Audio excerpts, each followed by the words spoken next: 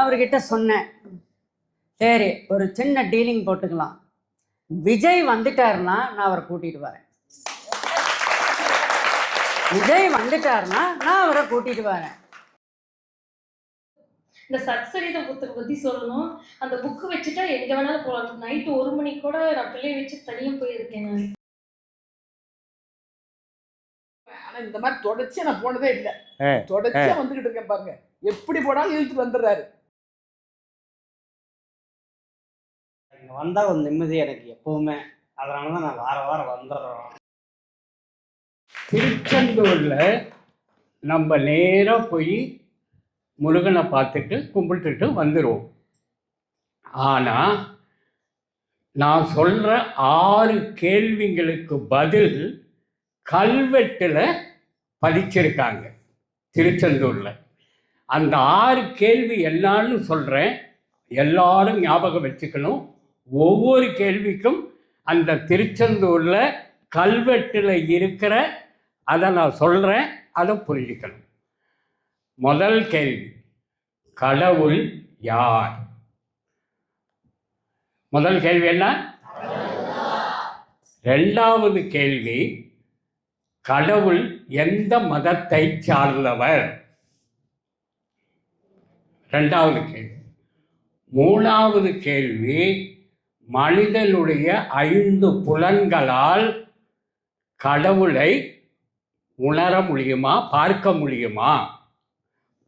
மூணாவது கேள்வி. ரெண்டாவது கேள்வி என்ன சொல்லுங்க பார்க்கலாம். மூணாவது கேள்வி. அப்ப நாலாவது கேள்வி, கடவுள் நம் உடலில் எப்படி இருக்கின்றார்? நாலாவது கேள்வி என்ன? ஐந்தாவது கேள்வி, கடவுள் நம் உடலில் எங்கு இருக்கின்றார்? சொல்லுங்க. அஞ்சாவது கேள்வி. அப்ப நம்ம உடம்புல கடவுள் எங்க இருக்காருங்கிறது தெரிஞ்சிட்டா, அதுக்கப்புறம் 6வது கேள்வி, கடவுளை அடைய என்ன வழி, ஞானத்தை பெறுவதற்கு என்ன வழி? இது 6வது. இந்த 6 கேள்விக்கும் கல்வெட்டில் பாடி பதிவு பண்ணியிருக்காங்க, கல்வெட்டிலேயே செதுக்கி இருக்காங்க. அப்போ முதல் கேள்வி என்ன? யாவரும் யாவையும் தானாய். இதுதான் முதல் கேள்விக்கு பதில். கடவுள் யாவரும் யாவையும் தானாய், எல்லோருமாக, எந்த மனித ரூபத்தில் வேண்டுமானாலும் கடவுள் இருப்பார். முதல். யாவையும், எந்த பொருளாகவும் எந்த உயிராகவும் எதிலுமே கடவுள் இருப்பார். யாவரும் யாவையும். தானாய், கடவுள் தானாகவும் தோன்றி காட்சியளிப்பார். இது 3. அப்போ முதல் கேள்வி என்ன? கடவுள் யாருங்கிறதுக்கு திருச்செந்தூரில் கல்வெட்டில் பதிவு பண்ணியிருக்காங்க, பதிச்சிருக்காங்கன்னா எத்தனாயிரம் ஆண்டுகளுக்கு முன்னாடி. அப்போ யாவரும் யாவையும் தானாய், முதல் கேள்விக்கு பதில் கிடைச்சிருச்சா? ரெண்டாவது கேள்வி என்ன? எந்த மதத்தை சார்ந்தவர்? கடவுள் எந்த மதத்தை சார்ந்தவர்? ரெண்டாவது வரி பதிச்சிருக்காங்க, அவரவர் மதம் தோறும் தோய்விலன். அவரவர் மதம், சைவமாக இருந்தால் சிவன், வைணவமாக இருந்தால் விஷ்ணு, முஸ்லீமாக இருந்தால் அல்லாஹ், அவரவர் மதம் தோறும் தோய்விலன், காட்சி அளிப்பார். அவரவர்கள் மதத்திற்கு எந்த நெறிபாடுகளை, எந்த வழிபாடுகளை, எந்த விதிமுறைகளை பின்பற்றி நீங்கள் வணங்குகின்றீர்களோ அந்த கடவுள் அங்கே இருக்கிறார். அப்போ எந்த மதத்துக்கும் சொந்தக்காரர் அல்ல, எல்லா மதத்தினருக்கும் அவர் வணங்கும் வழியிலே கடவுள் இருக்கின்றார். இது ரெண்டாவது கேள்வி. மூணாவது கேள்வி என்ன?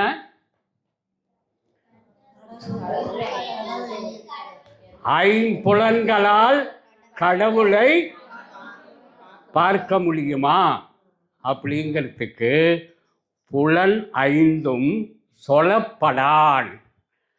5 புலன்களும், உடலிலே இருக்கின்ற 5 புலன்களும் மனம் சொல்லுகின்ற வேலையை செய்கின்ற கருவிகளோ தவிர அந்த புலன்களால் கடவுளை பார்க்க முடியாது என்று கூறியிருக்கின்றார்.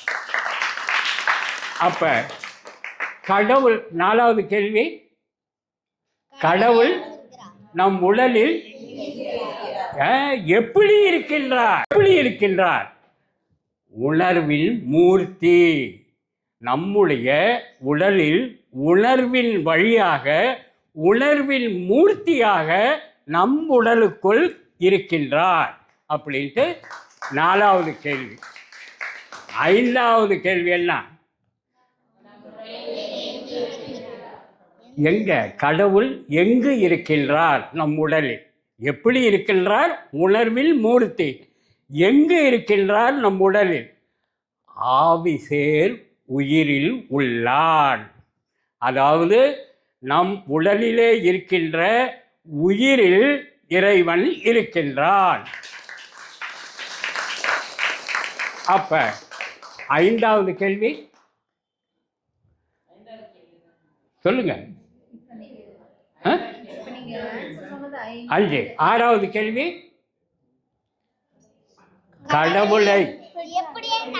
கடவுளை அடைவதற்கு என்ன வழி? ஞானத்தை பெறுவதற்கு என்ன வழி? யாதுமோர் பற்றில்லாத பாவனை அதனை கூடில் அவனையும் கூடலாமே அப்படின்ட்டு பதிச்சிருக்கார். அதுக்கு அர்த்தம், எதையுமே எதிலுமே எதற்காகவும் பற்றில்லாத வாழ்க்கை எவன் வாழ்கின்றானோ அவன் கடவுளை அடைய முடியும், காண முடியும், ஞானத்தை பெற முடியும், ஞான வழியும் அவனுக்கு கிடைக்கும். அப்ப 6 கேள்விகளுக்கும் திருச்செந்தூர்ல கல்வெட்டுல இருக்கின்ற இதற்கு 6 கேள்விகளுக்கு பதில் அந்த கல்வெட்டுல இருக்கு. அப்ப இந்த கல்வெட்டு எங்க இருக்கு? திருச்செந்தூர் போனால் நீங்க பார்க்கணும்ல, எங்க இருக்கு? பின்னாடி பெருமாள் இருக்காரு இல்லையா? பெருமாளை பார்க்கறதுக்கு, சயனம் கொண்டுள்ள பெருமாளை பார்க்கறதுக்கு வாசலுக்கு மேலே இடது பக்கத்தில் நம்மாழ்வார் பாசரமாக பாடி பதிப்பு பண்ணியிருக்காங்க. நம்மாழ்வாரால் பாடல் பெற்ற பாடல் அங்கே பதிக்கப்பட்டுள்ளது கல்வெட்டு. அப்போ திருச்செந்தூர் போனால் நம்ம 6 கேள்விகளுக்கு பதில் கிடைக்குதா? அதே போல் அந்த முருகனை பற்றி இன்னொன்று நீங்கள் தெரிஞ்சுக்கணும். நவகோள் மகிழ்ந்து நன்மை தரும் அப்படின்ட்டு வருது இல்லையா? கந்த சஷ்டி கவச்சத்தில் வருதா? அதுக்கு என்ன அர்த்தம்? என்ன அர்த்தம் சொல்லுங்க. நவகோள் மகிழ்ந்து நன்மை தரும்.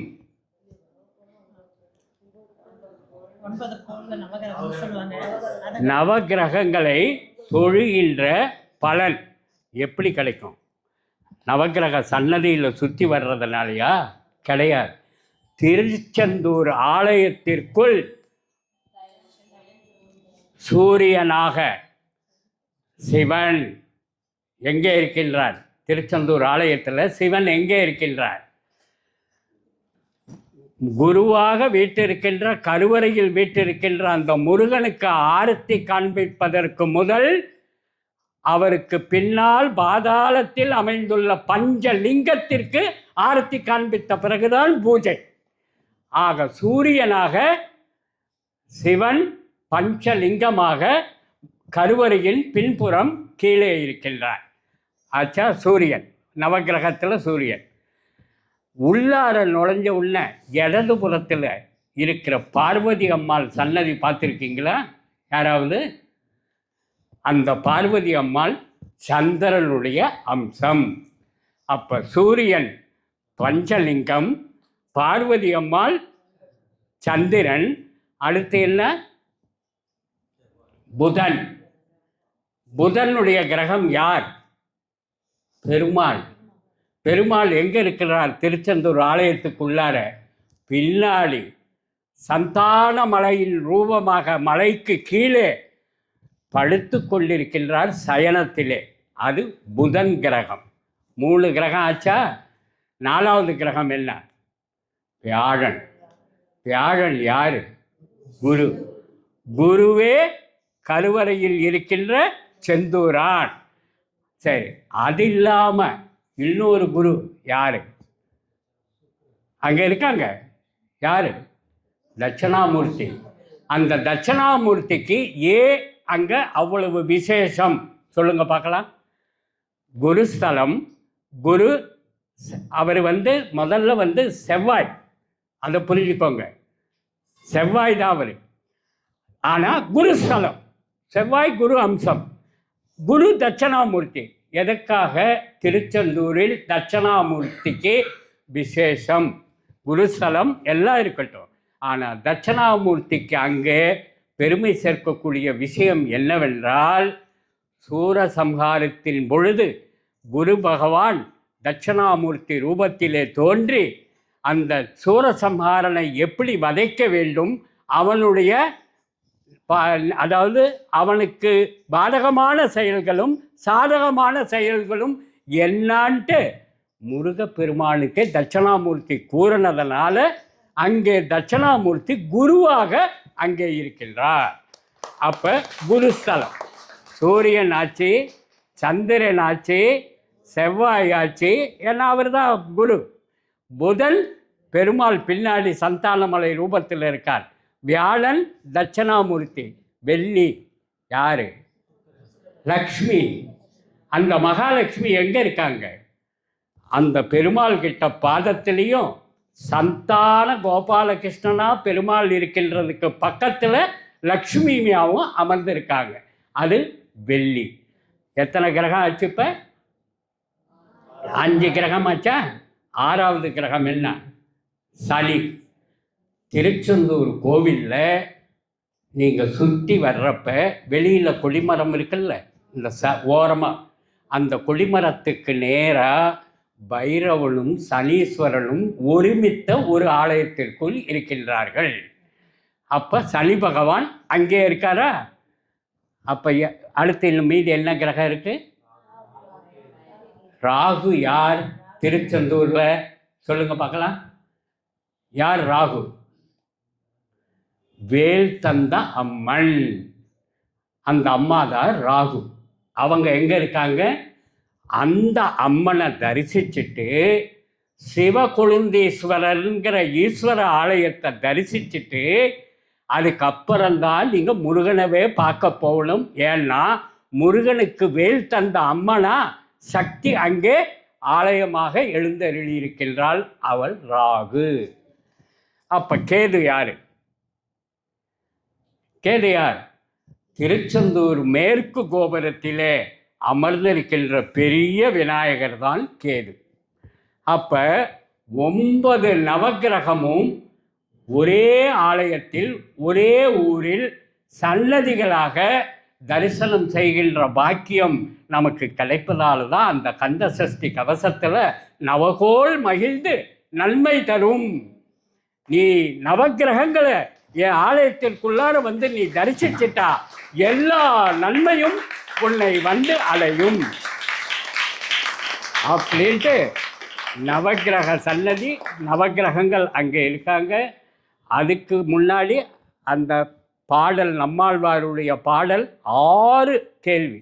அந்த 6 கேள்வியும் பதில் கிடைக்காத கேள்விகள்.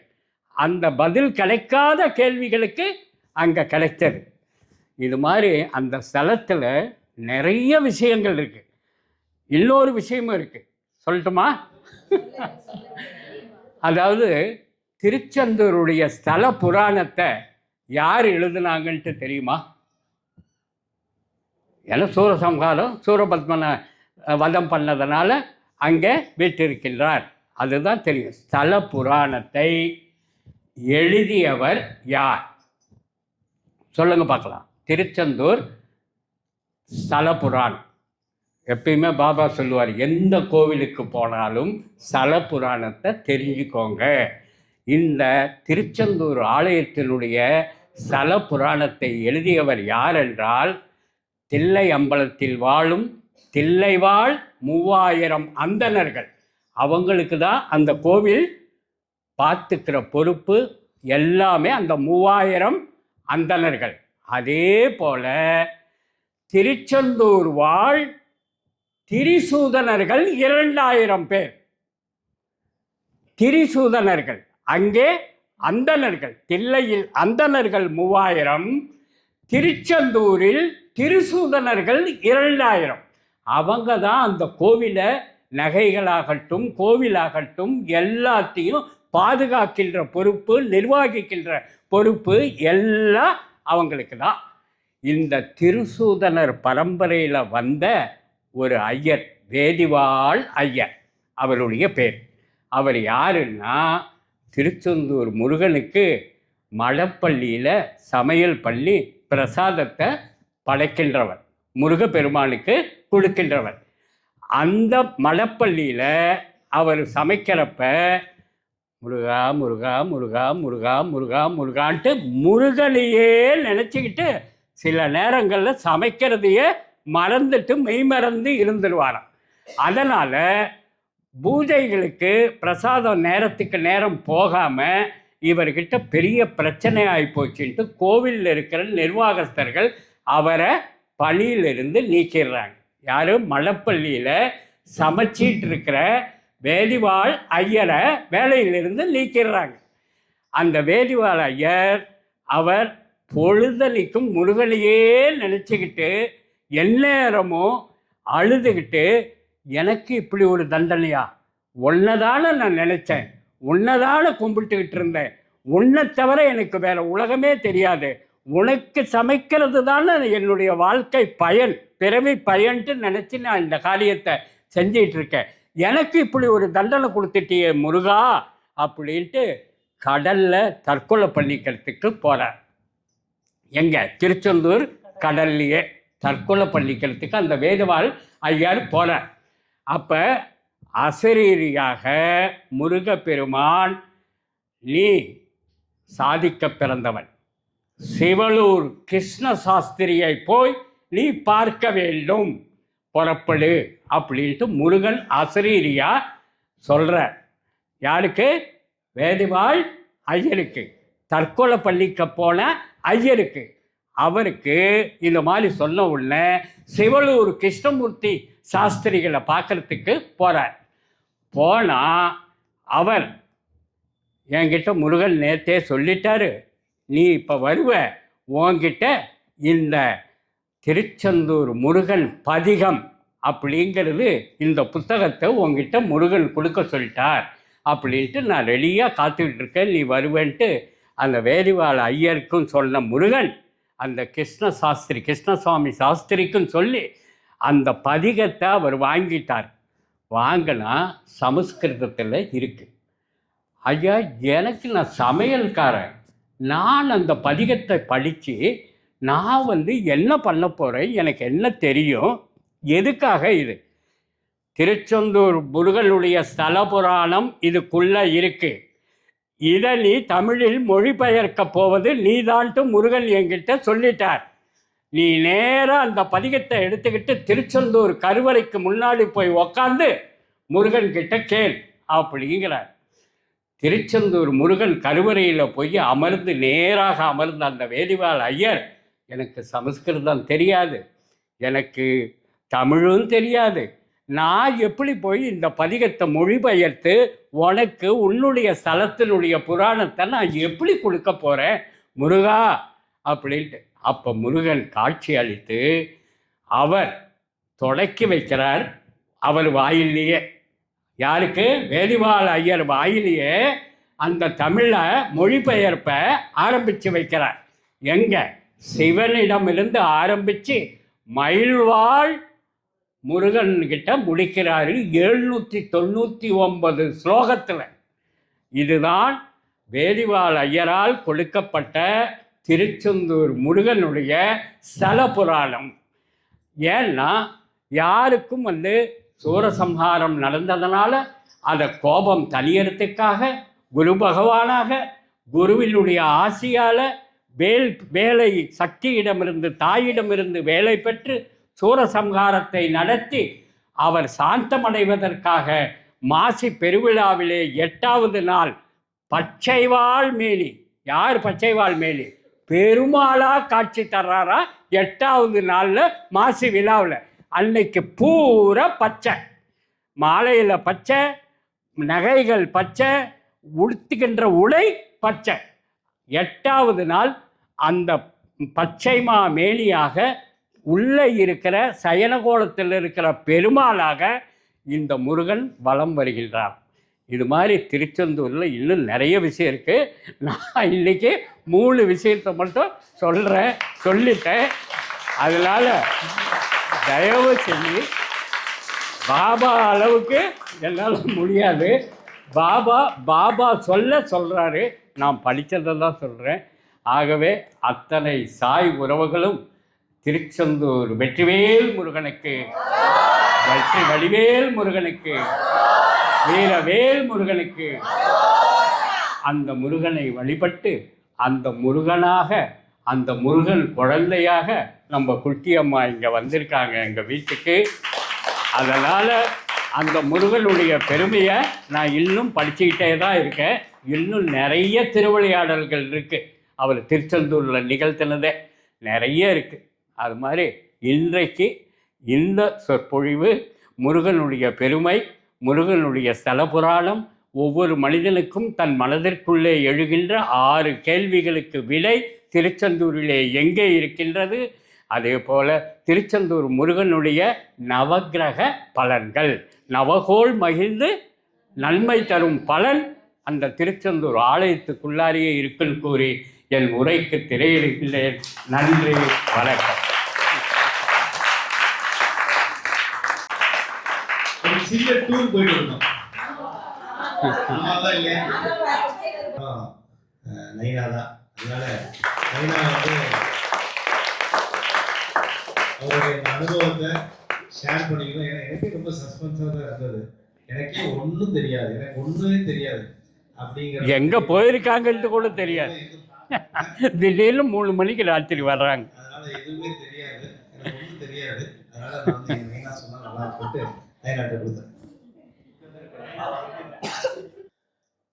3 months 4 monthsக்கு முன்னாடி விஜய் வந்து பிரச்சாரம் பண்ணிகிட்டு இருந்தார்ல, அப்போ வந்து சாயப்பாட்டுக்கிட்டேன், யார் வருவாங்க சொல்லுங்கள் சாயப்பான், இப்போதைக்கு பிரகாசமாக இருக்கிறதே இதுக்கு மட்டும்தான், இவர் மட்டும்தான் வருவார்னு. அப்படியா, சரிங்க சாய்ப்பா, அவரும் வந்து நல்லது தானே பண்ண போகிறாருன்னு நான் விட்டுட்டேன்.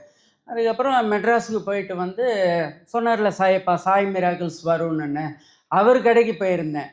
அப்போ போகும்போது பாபாவை பார்த்துட்டேன். பார்த்துட்டு நடுவில் அவர் முன்னாடி உக்கார்ந்து ப்ரே பண்ணிகிட்டு இருக்கிறேன்.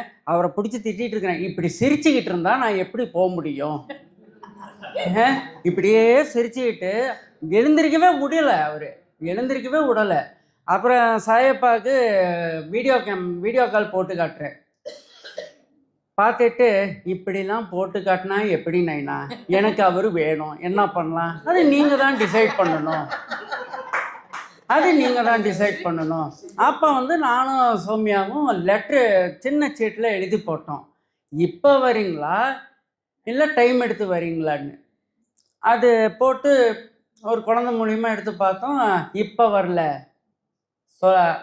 அப்புறமேட்டு வரேன்னு சொன்னார். அதுக்கப்புறம் சேலம், சாய்ப்பா சூப்பராக இருக்கிறாரு சாய்ப்பா, நல்லா சிரிச்சேடு ஜாமுன் பாபா மாதிரி இருக்கிறாரு சாய்ப்பான்னு. நான் அவருக்கு பேரே ஜாமுன் பாபா தான் வச்சுருக்கிறேன். அவர்கிட்ட சொன்னேன், சரி ஒரு சின்ன டீலிங் போட்டுக்கலாம், விஜய் வந்துட்டாருன்னா நான் அவரை கூட்டிகிட்டு வரேன், விஜய் வந்துட்டாருன்னா நான் அவரை கூட்டிகிட்டு வரேன். அப்பா கிட்ட கூட நான் அவர் சொல்லலை, நான் கேட்டேன் சாய்ப்பாட்ட, அவர் வரணும்னா ரொம்ப நல்லா இருக்கிறேன்னாரு. சரி சாய்ப்பா ஒரு சின்ன டீலிங் போட்டுக்கலாம், நீங்கள் சாயப்பா கிட்ட கேட்டு சொல்லுங்கள், விஜய் வந்தாருன்னா நான் இந்த குரு சாய் பிரசாத் நான் பாபா கொண்டு வரேன்னு. இப்படி சொன்னால் எப்படின்னு சாயப்பா இருந்துட்டு ஒரு 2 days இருங்க, நான் பாபாட்ட கேட்டு சொல்கிறேன்னு. அதுக்கப்புறம் தான் போக போக உன் நைனா சொல்லிட்டார்ல, விஜய் தான் வருவார். என்ன சாய்ப்பா இப்படி சொல்கிறீங்கன்னு கேட்டேன். என்ன சாய்ப்பா இப்படி சொல்கிறீங்க, எனக்கோசரமான்னு. அதெல்லாம் தெரியாது, நீங்கள் ஆசைப்பட்டீங்க அவர் வர வச்சு தரேன்னு. போக போக போக எல்லாத்துக்குமே தெரியும் என்ன இது நடந்துச்சு. சிஎம் ஆயிட்டார். அதுக்கப்புறம் முந்தின நேற்று சாய்ப்பா சொல்கிறாரு, உன் நைனா சொன்ன மாதிரி நான் விஜயை கொண்டு வந்துட்டேன், என்னை எப்போ வீட்டுக்கு கூட்டிகிட்டு வர்றாரு, என்னை எப்போ குருசாய் பிரசாத் ஆலயத்துக்கு கூட்டிகிட்டு வர்றாரு கேளு. சரி, யாருக்குமே தெரியாமல் சர்ப்ரைஸாக நேற்று போய் நானும் சௌமியாவும் போய் கூட்டிகிட்டு வந்துட்டோம். வர்றதுக்குள்ளாரு இருக்க பாடுபடுத்திட்டாரு. சரியான வெயிட்டு, காருக்குள்ளாரே ஏற்ற முடியல. எல்லாம் அங்கே இருக்கிறவங்களாம் கடை ஓனர் எல்லாம் தடுமாறுறாங்க, என்னடா பண்ணுறதுன்னு. டிரைவர் இந்த பக்கம் இருந்து, இப்படி பிடிண்ணா இப்படி பிடிண்ணா. அவன் ஓனரு, நீ வந்து தூக்கியா, நீ வந்து தூக்கு, அப்புறம் பேசலாம்.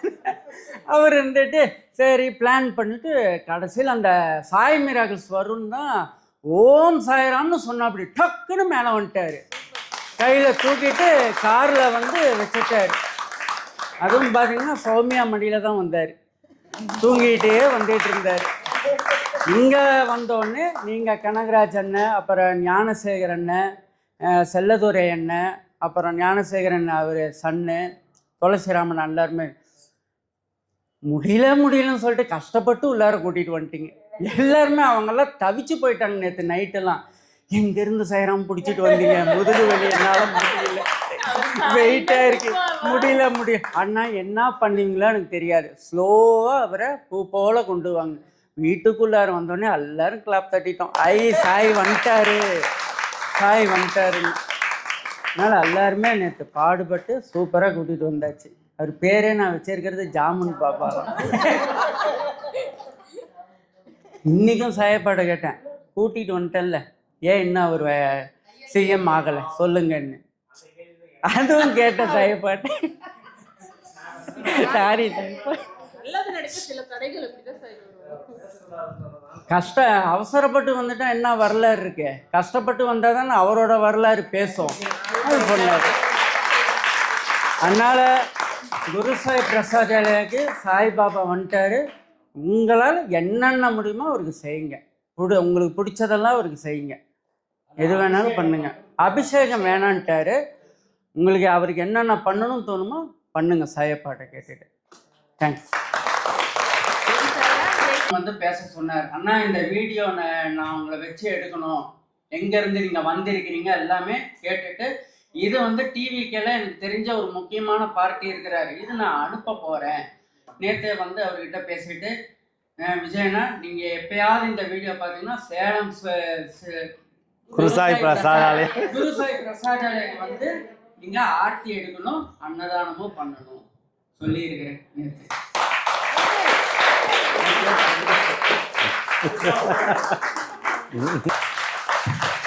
அப்படின்னு அவர் சொன்னார்.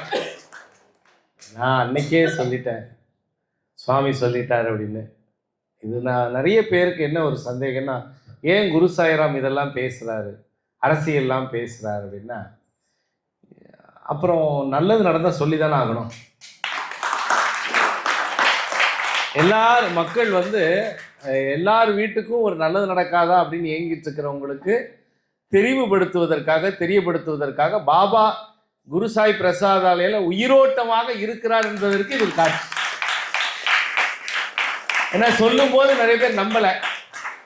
மோகனா வேற ஸ்டேட்டஸ் எல்லாம் வைக்கிறத பார்த்துட்டு மோகனாவை அத்தனை பேரும் கேட்டுருக்காங்க, அத்தனை பேர் வேலை செய்யறவங்க அத்தனை பேரும் கேட்டிருக்காங்க, நிஜமாவான்னு. இப்போ மோகனாவை யாரும் பார்த்து மோகனா சொன்னா சரியா தான் இருக்குங்கிற மாதிரியே தெரிஞ்சு. இது எப்போவுமே ஒரு விஷயம் நல்லா புரிஞ்சுக்கோங்களேன், நான் அரசியல்வாதி கிடையாது.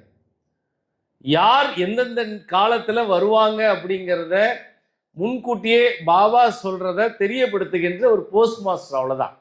நீங்க வந்து நான் தான் சொல்றேன் அப்படின்னு நீங்க நினைச்சிடாதீங்க. பாபா சொல்றாரு, அதை வாங்கி உங்களுக்கு நான் சொல்றேன். அதனால சுவாமிக்கு வந்து பாத்தீங்க அப்படின்னா அவருக்கு வந்து எல்லாமே பொருந்தும். எல்லாருக்கூடயும் தானே பாபா இருக்கிறார், ஆமாவா இல்லையா? எல்லாருக்கும் நல்லது நடக்கணும்னு நினைக்கிறது தானே. மாற்றம் ஒன்றே மாறாதுன்னு சொல்ல மாதிரி நம்ம வாழ்க்கையில மாற்றம் நடந்துகிட்டே தான் இருக்கும். இப்படியும் ஒரு மாற்றத்தை சுவாமி முன்கூட்டியே சொன்னார். இதுல எல்லாருக்கும் ஒரு தெரிஞ்சுக்க வேண்டிய விஷயம் என்னன்னா, நான் அரசியல் பேசல, அதை நீங்க நல்லா புரிஞ்சுக்கோங்க. அரசியல் சார்ந்து கேட்கப்பட்ட கேள்விகளுக்கு பாபா கொடுத்த பதிலை மட்டும்தான் நான் சொல்லியிருக்கேன்.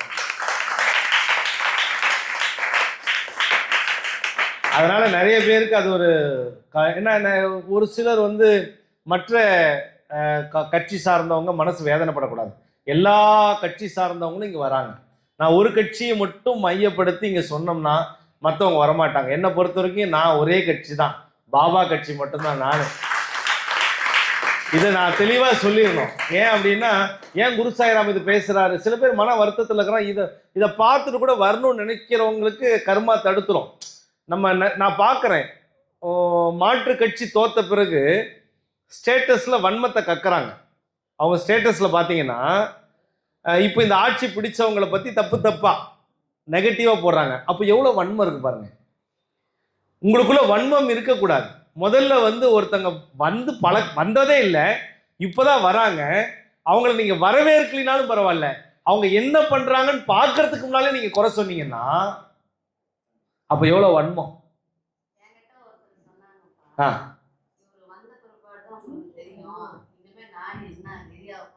சரி,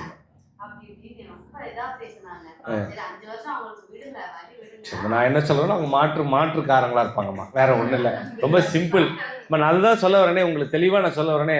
நான் வந்து உங்களுக்கு தெளிவாக தெரியப்படுத்துறது என்னன்னா, பாபா சொன்னதை உங்ககிட்ட சொல்றேன்.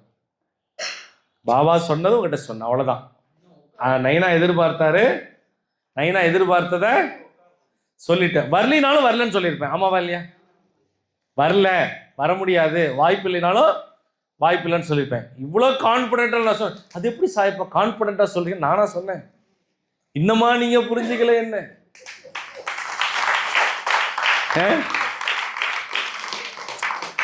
சுவாமி அவர் சொல்றார், அவர் இந்த பிரபஞ்ச உட்காருங்கம்மா. சரி, அப்படி மேலதான் உட்காருங்க. அப்படி கொஞ்சம் இடம் மேலதான் உட்காருங்க. இல்லை, இதில் உட்காரு. நிற்கிறீங்களா? இல்லை, அவங்க நிற்கிற நேரம் வந்துருச்சு தான் நிற்கிறாங்க. இது எதுக்காக நான் தெரியப்படுத்துகிறேன்னா, எந்த சூழ்நிலையிலையும் இங்கே அரசியலை கொண்டு வராதிங்க, அரசியலை பற்றி பேசாதீங்க. இதுக்கு மேலே அரசியலை பற்றி இனிமேல் பேசக்கூடாதுங்கிறதுக்காக தான் இப்போ நான் பேசுகிறேன். அடுத்த வாரம் வரும்போது மறுபடியும் தயவுசெய்து கட்சியை பற்றி இங்கே பேசக்கூடாதுங்கிறது என்னுடைய அன்பான கட்டளை. ஏன்னா எல்லா கட்சிக்காரனும் இங்கே வரணும், எல்லாரும் பயன்பெறணும். தனிப்பட்ட முறையில் நீங்கள் யார் வேணா இருக்கலாம், புரியுதுங்களா? பாபா சொன்னார் அப்படிங்கிறதுக்காக நான் அவருக்கு ஓட்டு போட்டேன், புரியுதுங்களா? என்ன தெரியும், சுவாமிக்கு தெரியும் யார் வர போகிறாங்கங்கிறது, அதெல்லாம் போட்டேன். அதை முன்கூட்டியே என் பிள்ளைங்களுக்கு சொன்னேன், தெரியப்படுத்திட்டேன். அவரும் ஒரு பாபாவுடைய குழந்தை தான். ஆரம்பிக்கும் போது பாபாவை பார்த்துட்டு இருந்தார், முடிச்சது பாபா பார்த்துட்டு இருந்தார். இதை நம்ம வந்து நீங்கள் நல்லா புரிஞ்சுக்கோங்களேன். யாரோ ஒருத்தர் குறை சொல்லிட்டு தான் இருப்பாங்க. ஜெயிச்சுக்கிட்டே இருக்கவங்கள பாருங்களேன், குறை சொல்கிறதுக்கு ஒரு வாய் இருந்துக்கிட்டே தான் இருக்கும். அதெல்லாம் நம்ம பார்க்கக்கூடாது. அதனால் தயவுசெய்து சோஷியல் மீடியாவில் பேசுகிறதெல்லாம் உள்ளே போட்டு வன்மத்தை வளர்த்தி அதையெல்லாம் போட்டு 50 வருஷமாக ஒருத்தங்க ஆண்டாங்க, 10 வருஷமாக ஒருத்தங்க ஆண்டாங்கன்னு அவங்களெல்லாம் பற்றி எல்லாம் பேசாது.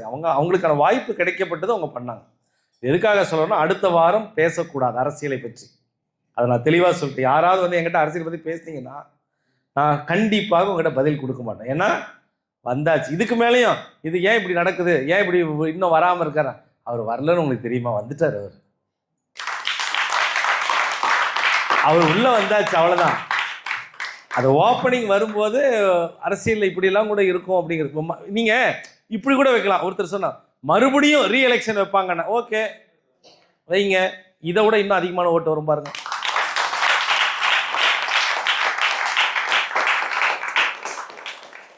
அதனால் எல்லோருடைய மனதையும் காயப்படுத்தாமல் பேசும். அதுதான் குரு சாய்ராமுடைய எண்ணம்.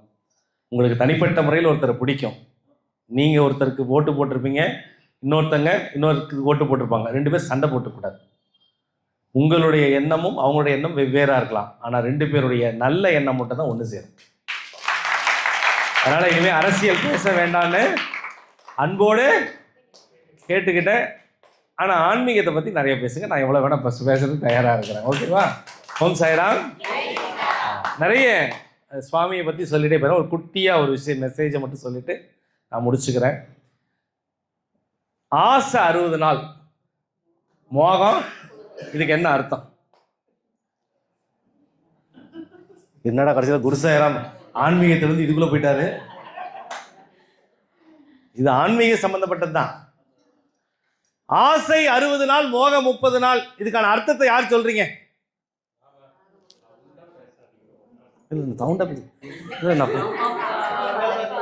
சரி, ஆசை 60 நாள், மோகம் 30 நாள். அதான் பேசாம இருமா கொஞ்ச நேரம். ஆசை 60 நாள், மோகம் 30 நாள். இதுக்கான அர்த்தம் என்ன? ரொம்ப நேரம் உட்கார முடியல தாத்தா. அது அப்படியே நடந்தே பழக்கமாகி போயிருச்சா, உட்காந்து ஏதோ கட்டி போட்ட மாதிரியே இருக்குது. சொல்லுங்க. ஆசை 60 நாள், மோகம் 30 நாள். கல்யாணம் ஆனவங்களா?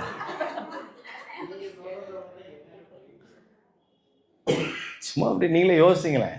அதில் ஒரு சூட்சமாக இருக்குது. அதுக்காக தான் கேட்குறேன். எப்போவுமே நானே பேசுகிறத விட நீங்களும் இன்ட்ராக்ட் பண்ணி பேசும்போது அந்த இடத்துல ஒரு நல்லது நடக்கும். அதுக்காக தான் கேட்குறேன்.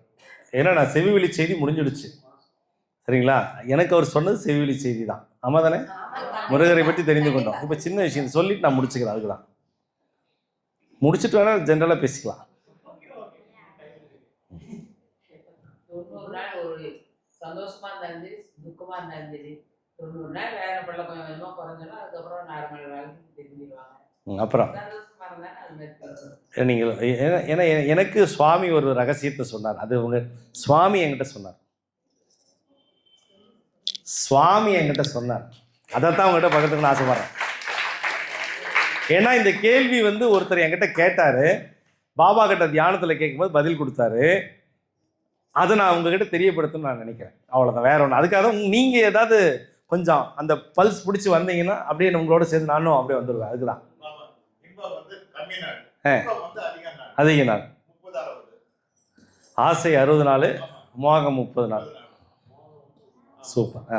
ரைட். அப்புறம் அவருக்கு ஒரு பலத்தை கைத்தறல கொடுக்கலாம். இன்னொரு முறை சொல்லுங்க. இன்னொரு முறை சொல்லுங்க.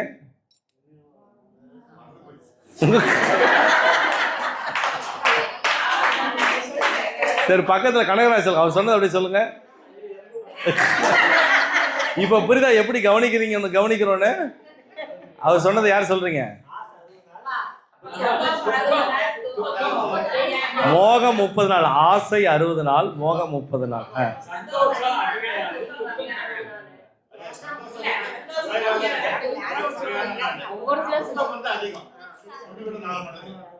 சரி, அப்புறம்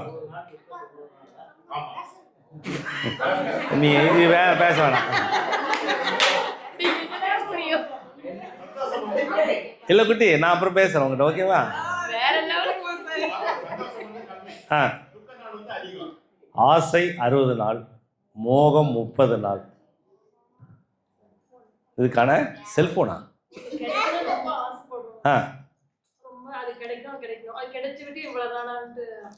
அதனால அவ்வளோதான். கிடைக்கிற வரைக்கும் தான். எதுவுமே கிடைச்சிட்டா அவ்வளோதான். சூப்பர்மா, நீ கரெக்டு தான்மா பேசுறது. கரெக்டு தான். எல்லாம் கிடைக்கிறதுக்கு முன்னால் வரைக்கும் தான் ஆசை, கிடைச்சதுக்கு அப்புறம் பூசை தான்.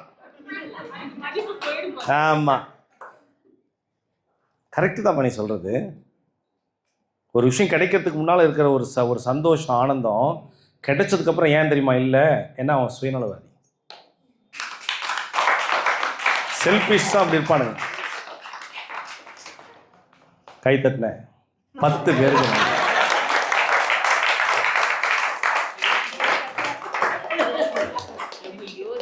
சரி, இதெல்லாம் யோசிங்க. நான் உங்ககிட்ட கேட்குறேன், இவ்வளோ நாளாக குருசாய் பிரசாதில் வரீங்கல்ல, உங்களுக்கு ஏதாவது மிராக்கல் நடந்திருந்தா ஓப்பனாக புதுசாக வந்திருக்கிற மூர்த்தியாக வந்திருக்கிற பாபா முன்னால் வந்து, பாபா உன் முன்னால் உன் பெருமையை பற்றி சொல்கிறேன் பாபான்னு சொல்லி யாராவது பேச முடியுமா? இங்கே 2 பேர் ஒவ்வொருத்தராக வர முடியுமா? பழைய ஆட்கள்லாம் வேண்டாம், கோடிட்டு காமிச்சிட்றேன். எனக்கு புதுசாக வேணும். பழைய ஆட்கள் யாரும் வந்து இங்கே பேசக்கூடாது. ஏன்னா அவங்க வந்து பாபாவை பற்றி பேசுகிறாங்களோ இல்லையோ என்னை வச்சு புகழ்ந்துருவாங்க. அதனால் வேண்டாம், குருசாய் புகழ்லாம் வேண்டாம். குருவும் அவர் தான், சாயம். யாராவது இருக்கீங்களா இன்னைக்கு பேசுறதுக்கு? நீங்க பேசுறீங்களா? பேசுறீங்களாமா?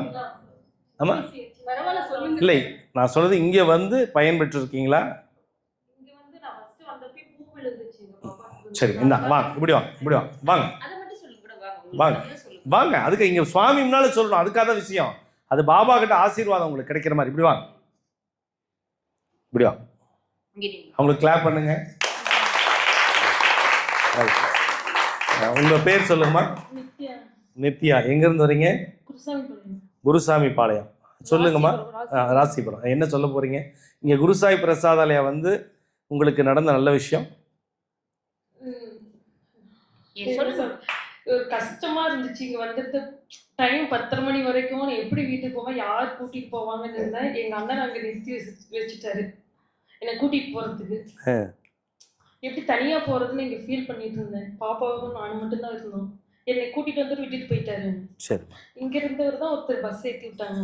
சூப்பர்மா. நான் அப்புறம் பாதி தூரம் போனதையும் அண்ணன் ஃபோன் பண்ணிட்டு நான் இருக்கேன் வந்து கூட்டிட்டு போயிடுறேன். அது உங்களுக்கு சந்தோஷம். வேற ஏதாவது நடந்திருக்கா? வேற இனிமே தான் இதை பூ போட்டதுன்னு கொஞ்ச நேரம் சொன்னீங்க. பூ நான் வந்தது நான் எங்க அம்மா ஹாஸ்பிட்டல் கூட்டிட்டு போவாங்க. ஒரு 2 தாட்டி பார்த்தேன். இங்க பாபானா ரொம்ப வருஷமா கும்பிட்டுட்டு இருக்கேன். பாபா கோயில் தான் போயிட்டு இருக்கு. மல்லூர் வாரம் போயிட்டு தான் இருப்பாங்க. நிறைய நல்லது நடந்திருக்கு. சந்தோஷம். நடந்திருக்கு. இந்த சத்சரித புத்தகம் பத்தி சொல்லணும்.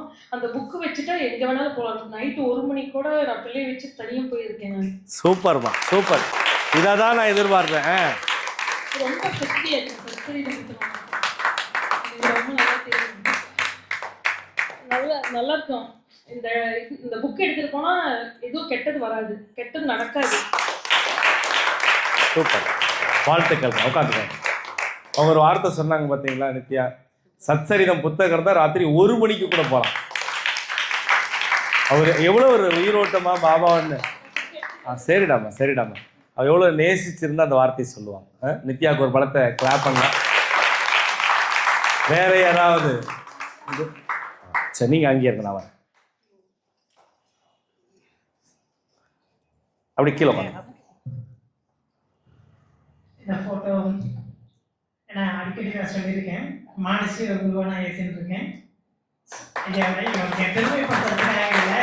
அவங்களே இப்போ சொன்னாங்க நம்ம குழந்தைகளை பேச சொன்னாங்கன்னா எனக்கு தான் பெருமையாக பேசுவாங்க. இல்லை, உண்மையை சொல்கிறதுக்காக ஒரு ஃபோட்டோவும் பாபாவும் நான் எங்கே வெளியே போனான்னா என்னுடைய வெளியே இருக்கும். பாபாவுடைய ஒரு ஏற்கனவே எனக்கு நான் சொல்லியிருக்கேன். அவருடைய அன்பு எனக்கு கிடைச்சிருக்கு. ஆனால் பரிபூர்வமான அவரை அவர் தெரிஞ்சுக்கிறதுக்கு எனக்கு வாய்ப்பு இல்லை. அந்த குருங்கிற வழி எனக்கு காட்டுறதுக்கு யாருமே இல்லை. அது சுகவனேஸ்வரர் கோவில் மூலியமா எனக்கு குருஜியோடைய கடாட்சம் கிடைச்சு எனக்கு அது மூலியமா நான் வந்துட்டு இருக்கேன். இதில் என்ன சொல்றதுன்னா, அடிக்கடி சொல்லுவார் குருஜி, அந்த சாய் பிரசாத் ஆலயத்தில் கொடுக்கக்கூடிய இந்த பிரசாதம் ரொம்ப ஸ்பெஷலானது. நமக்கு வீட் பண்ணாதீங்க, அதை முடிஞ்சா வீட்லேயே இங்கே சாப்பிடுங்க, வீட்டுக்கு எடுத்துகிட்டு போகாதீங்க அப்படின்னு கூட சொல்லுவாங்க. நான் ஒரு தடவை நான் மனசுக்குமே ஏற்கனவே ஐயா கிட்ட நான் பேசியிருக்கேன் வாய்ஸ் மெசேஜில். சரி நம்ம எடுத்துக்க போகலாங்கிறதுக்காக நான் அதை எடுத்துகிட்டு போனது. அதுக்கு உண்டான சரி சாதம் தானே சரின்னு சொல்லிட்டு அதை என்னால் வண்டியில் ஸ்கூட்டி வண்டி தான் வச்சுட்டு போனேன். 24 ஹவர்ஸ் இங்கே வந்தாலும் நான் 3 மணி நேரம் 2 மணி நேரம் உட்கார வேண்டியது இருக்கு. இயற்கை கழிக்கிறதுக்காக ஒரு இடத்துக்கு போனேன். போயிட்டு சரின்னு சொல்லிட்டு அந்த பிரசாதத்தை நான் கையில் எடுக்க வேண்டியதாக போச்சு. நம்ம வீட்டு பக்கத்தில் போகும்போது எப்பயுமே காலங்கள் நிறைய இருப்பாங்க. எனக்கு பார்த்தோன்னா அந்த பிஸ்கட் அதுக்கெல்லாம் வாங்கி போடுறது எனக்கு பழக்கம் உண்டு. சரி, அந்த பிரசாதத்தை நம்ம அவருக்கு போடலான்னு காலவேலுக்கு போட்டேன். அவர் என்ன தெரியுமா பண்ணாரு? அப்போதான் நான் உணர்ந்தேன் எந்த அளவுக்கு நம்ம குருஜி சொன்ன விஷயம். அதை பார்த்துட்டு பார்த்துட்டு காலை தூக்கி அவர் என்ன பண்ணுவாரோ அதை பண்ணிட்டு போனார் காலவேலர். அப்போ நான் பண்ண அந்த பிரசாதத்தை நான் அந்த இயற்கை உபாதியை கிடைக்கிறதுக்காக அப்படியே தொட்டேன். நான் அந்த தொட்டதை அவருக்கு காலவேலருக்கு நான் கொடுக்குறேன் பசிக்காக. நீ இந்த மாதிரி பண்ணியிருக்கலாமா? நீ அது எவ்வளோ புனிதமான அந்த பிரசாதம். அது நீ இயற்கையாக இருந்தால் கூட சரி, அதை நீ அந்த மாதிரி பண்ணலாமாங்கிறத அந்த உணர்த்தும் போது அப்போது நினச்சிக்கிட்டேன். அப்போது என்ன நம்ம எந்த அளவுக்கு அந்த பிரசாதத்துக்கு நம்ம மதிப்பு கொடுக்கணும். அப்புறம் தான் நான் வீட்டுக்கு எடுத்துகிட்டு போகிறதில்ல, இங்கே உட்காந்து சாப்பிட்டேன். அதனால சொன்னேன். அதுக்கப்புறம் ஒவ்வொரு செய்தியிலும் அவர் என்கிட்ட உண்டுதான் இருக்கிறார். பஸ்ஸில் போகும்போதெல்லாம் ஏற்காடுக்கு போகும்போது அந்த வண்டி போகுதுல, ஏற்காடு அடிவாரம் பாபா எனக்கு காட்சி கொடுப்பான்னு சொல்கிறேன். அந்த மாதிரி ஒவ்வொரு நிகழ்விலும் அவர் என்னை வழி நடத்திட்டு இருக்காரு. அப்பயும் கோபம் வருது. கோபத்தை கட்டுப்படுத்துங்க.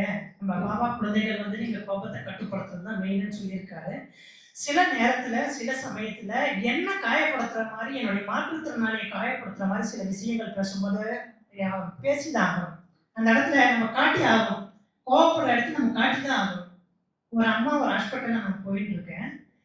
புக்கெல்லாம் அடிக்கடிக்கு வைக்கிறாங்க. அது வரிசை பிரகாரம் தான் ஒன்று. இந்த அம்மா என்ன பண்ணுது, நாங்கள் சீக்கிரமாக போயிடுச்சு. நம்ம வந்து 8 மணிக்கு வந்தது. வந்த உடனே என்ன பண்ணுறாங்கன்னா புக்கை தூக்கி முன்னாடி வச்சுட்டு முன்னாடி வந்து லைனில் பேசுகிறாங்க. நான் பேசினேன், நீங்கள் என்கிட்ட பேசுனீங்க, நீங்கள் எப்போ வந்தீங்க என்ன கேட்குறாங்க. நீ என்கிட்ட பேசாத அப்படின்னா, இப்படி இருக்கும்போது இப்படி அதனால தான் இப்படி இருக்கிற அப்படின்னு இது கூட திமுறாங்க. இடத்தான் பாரு கோவம் எனக்கு.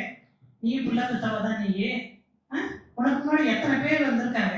அப்படி இருக்கும்போது நீ நிற்க வேண்டியதான் நிற்க வரிசையில் வந்துட்டு என்ன கேட்குற நீ எப்போ வந்தேன்னு என்ன கேட்குறேன்னு எதுக்காக நீ கேட்குற, அதுக்காக நீ என்கிட்ட பேச வேணாம்னு சொன்னேன் அப்படின்னு ரொம்ப ஃபோர்ஸாக தான் பேசினேன். இந்த மாதிரி பேசலாமா? எந்த இடத்துல கோவப்படணும் அந்த இடத்துல பட்டுதான். அப்போ புரிய வைக்கணும். நீ பிள்ளை குட்டி பெற்ற இருக்க, நீ உனக்கு இந்த மாதிரி ஒரு குழந்தை இருந்துச்சா நீ என்ன பண்ணுவ, நீ அனுபவிப்ப. மற்றத்துல சாபம் கூடாது. அது வந்து அந்த அம்மா அந்த இடத்துல வாங்க. அது சனிக்கிழமை. இது மாதிரி நடக்கும்போது நம்ம பொங்கி தான் ஆகும். பாபா சொல்றாரு, எல்லாத்துக்கும் பொறுமையா இருக்காங்க, எல்லாத்தையும் நீ அனுபவிச்சுட்டு போவாரு. அதை மற்றவங்களுக்கு உணர்த்தணும். மற்றவங்க என்ன மாதிரி பார்த்த ஸ்டூடெண்ட்டை இன்னொரு தடவை பார்ப்ப அதே மாதிரி தான் நீ அதே மாதிரி தான் பேசுவ. நீ அப்போ வாயை அடக்கணும். அப்போ பாப்பா அந்த இடத்துல போடு, மண்டையா போடு, புத்தி வரட்டும். நீ பிள்ளை பெற்றவ தானே, அடுத்த குழந்தை இந்த மாதிரி சொல்றாங்கன்னா உனக்கு அந்த குழந்தைக்கு ஏதாவது பாதிப்பு இருந்துச்சுன்னா என்ன ஆகும், கண்டிப்பா அந்த மாதிரி ஆகும்னு தான் சொன்னேன்.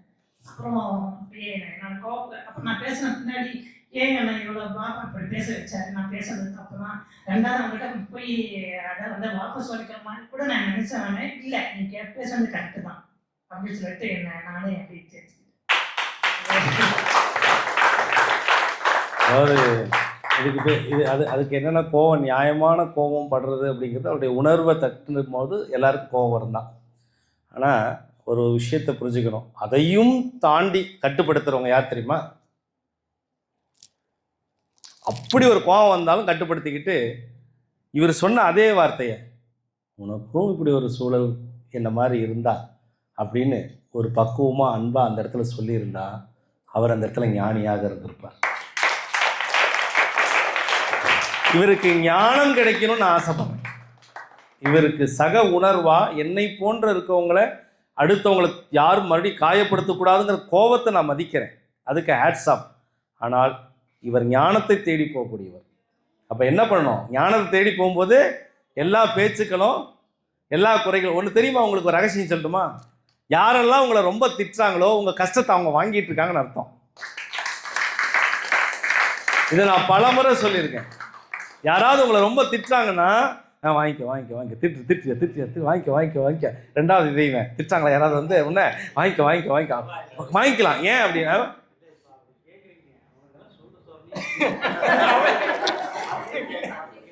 ஃபர்ஸ்ட் வாட்டி கஷ்டமாக இருக்கும், ரெண்டாவது வாட்டி ரொம்ப கஷ்டமாக இருக்கும், மூணாவது வாட்டி ரொம்ப ரொம்ப கஷ்டமாக இருக்கும், நாலாவது வாட்டி பழகி போயிடும்.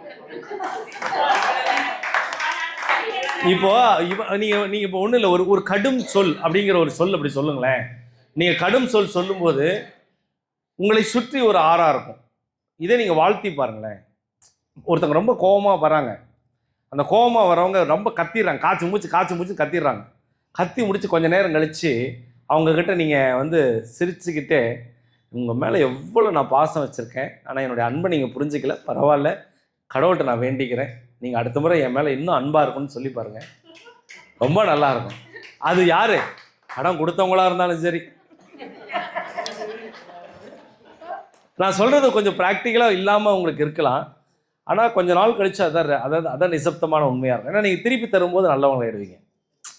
அர்த்தம் புரியுதா? திருப்பி கொடுத்துட்டோம் அப்படின்னா நம்ம நல்லவங்க, கொடுக்கலன்னா நம்ம கெட்டவங்க. இது என்ன லாஜிக்னு எனக்கு புரியல. கொடுக்கலுங்கிறது வேணும்னே பண்ணல, அப்பா நீ வந்துட்டியா, அப்பா என்னை காப்பாற்ற அப்படின்ட்டு இன்னும் அப்படியே கண்ணிலேயே இருக்குது இவ்வளோ இது. ஆனால் வந்து என் மருமகளுக்கு வந்து சாமி இருக்குதுன்னு அப்பா சொன்னார். அடிக்கடிக்கு எனக்கு வந்து மேல் சத்தம் வந்தால் ஒரு மாதிரியாக இருக்கும். என் மேலே என்ன இருக்குதுன்னு அப்பாவை கேட்கணும், அது எப்படி கேட்குறதுன்ட்டு வீட்டுக்கு போயிட்டு நினச்சிக்கிட்டே இருந்தேன். அது வந்தது. அப்பா பாபா சாம் அப்பா வந்து நல்லா தெரியும், ஆனால் என்னை பிடிச்சது யார் அந்த மாதிரி. அதே சனிக்கிழமை நைட்டு வெள்ளிக்கிழமை நைட்டு, சனிக்கிழமை அதே மாதிரி வந்தோம். வந்து 2 பேர் உக்காந்துட்ருக்குறோம். ஒரு வருது, அது என்னன்னு எனக்கு கண்ணு தெரியல. ஆனால் உக்காந்துருந்ததுல செருப்பில் போட்டு அடித்தேன். அது என்னன்னு கண்ணுக்கும் தெரியல. ஆனால் வந்ததை அடித்தேன். அடிச்சதுலேருந்து எனக்கு அது என்ன யார் அடிச்சு வரட்டுமே, செருப்பில் அடிச்சுட்டுமே ஒரே ஒரு இது. அன்னைக்கிருந்து இன்ன வரைக்கும் நல்லா கோயிலுக்கு வர முடியல. இன்னைக்கு அப்பா வேண்டிட்டு, அப்பா உனக்கு நான் வரணும், இதுக்கு நான் சங்கதிக்கு வரணுன்ட்டு காலையிலேருந்து வேண்டிக்கிட்டே இருந்தேன். நான் வந்தால் அப்பா கூட கேட்கணுன்ட்டு, எங்கே கேட்காம போயிடுவோன்னு ஒரே இது. அப்பா பார்த்துட்டு அப்பா வரதுக்கு முன்னாடியே எனக்கு அதுக்கெல்லாம் காசு போடுறேன். அம்மா வயசுல அப்படியே துணி போட்டுட்டா வெளியே உட்காந்து, அப்பா நீ வந்துட்டீங்களா அப்பா நான் கண்ணுல அப்படியே கண்ணுல இன்னுமா அப்படியே இருக்கிறாரு. சரி, சந்தோஷம் கொடுங்க. சந்தோஷம். இவங்களுக்கு ஒரு அதாவது என்னென்னா, அவங்களுக்கு கனவுல ஒரு விஷயம் உங்களுக்கு ஒன்றும் இல்லைம்மா. இன்னைக்கு பாருங்கள், பாபா வந்த நாள் வந்திருக்கீங்க. வந்தது அப்பா இதுவே உங்களுக்கு ஒரு பெரிய ஆசீர்வாதம். சரிங்களா? நீங்கள் நல்லா பாடுவீங்க. 2 லைன் பாடுங்க. பாட அன்னைக்கு எனக்கு. சரி, ஓம் சாய்ராம், ஜெய் சீதாராம். ஓம் சாய்ராம், சீதாராம். வாழ்த்துக்கள், வாழ்த்துக்கள். உட்கார வைங்க, கைத்தட்டல் கொடுங்க. ரொம்ப சந்தோஷம். உட்கார. வேற யாராவது பாபாவுடைய புகழை சொல்லணும்னு, அதாவது இது எதுக்காக நான் சொல்கிறேன் அப்படின்னா, யார் சபையில் வந்து பாபாவை பற்றி பேசுகிறாங்களோ அவங்களுக்கு பெரிய ஆசீர்வாதம். நான் உங்களுக்கு புரியுதான்னு தெரியல. நீங்கள் பாபா உங்கள் வாழ்க்கையில் நடந்தது தான் சொல்ல போகிறீங்க. இங்கே வந்து நடந்த விஷயத்தை தான் நீங்கள் சொல்ல போகிறீங்க. வேறு எதுவும் சொல்ல போகிறதில்ல. ஆனால் இது சொல்கிறதுனால என்ன நடக்கும்? இன்னொருத்தருக்கு நம்பிக்கையை கொடுக்க போகிறீங்க, இன்னொருத்தருக்கு பொறுமையை கொடுக்க போகிறீங்க. அந்த மகா பலன் உங்களுக்கு ஆசீர்வாதமாக மாறும். அதுக்காக தான் கேட்குறேன். வேறு யாராவது இருக்கீங்களா? படம் சௌமியா பேசுகிறாங்களாம்மா. அப்போ கூப்பிட்டா வரல, இப்போ வராங்க குட்டிமா. இடத்துக்கு வந்தா எந்த மாதிரி பலன் கிடைக்கும், என் லைஃப்ல என்ன நடந்ததுன்னு நான் சொல்றேன். சாயப்பா ஃபர்ஸ்ட் சரி, நீ பேசுமா. ஃபர்ஸ்ட் எனக்கு ஃபோன் பண்ணி இந்த இடத்துல வரலட்சுமி பூஜை நடக்குதுமா, நீயும் வரணும் அப்படின்னு கூப்பிட்டாரு. அப்போ நானும் வந்தேன். வந்து ஒரு 10 பேர் தான் அப்போ இருந்தோம். அதுக்கப்புறம் தான் இங்கே ஸ்டார்ட் ஆச்சு குரு சாய் பிரசாதாலயா. நானும் தொடர்ச்சியாக 9 வாரம் வந்துட்டே இருந்தேன். அப்புறம் அப்பா சொன்னார், பின்னாடி மாலை போடுங்க, உனக்கு சீக்கிரம் கல்யாணம் ஆகிடும் அப்படின்னாரு. நானும் 3 வாரம் தொடர்ந்து மாலை போட்டேன். 3 வாரம் முடிஞ்ச அடுத்த வாரமே எனக்கு கல்யாணம் ஆயிடுச்சு. அப்புறம் என்னோட சொல்றேன், அங்க அம்மா வீட்டுக்கு வந்து விளக்கேத்துனாரு. அப்போ வந்து சொன்னாரு, 3 நாள் உனக்கு பாருமா நல்லா நடக்கும் அப்படின்னு. 3 நாள் எனக்கு கல்யாணம் ஆயிடுச்சு.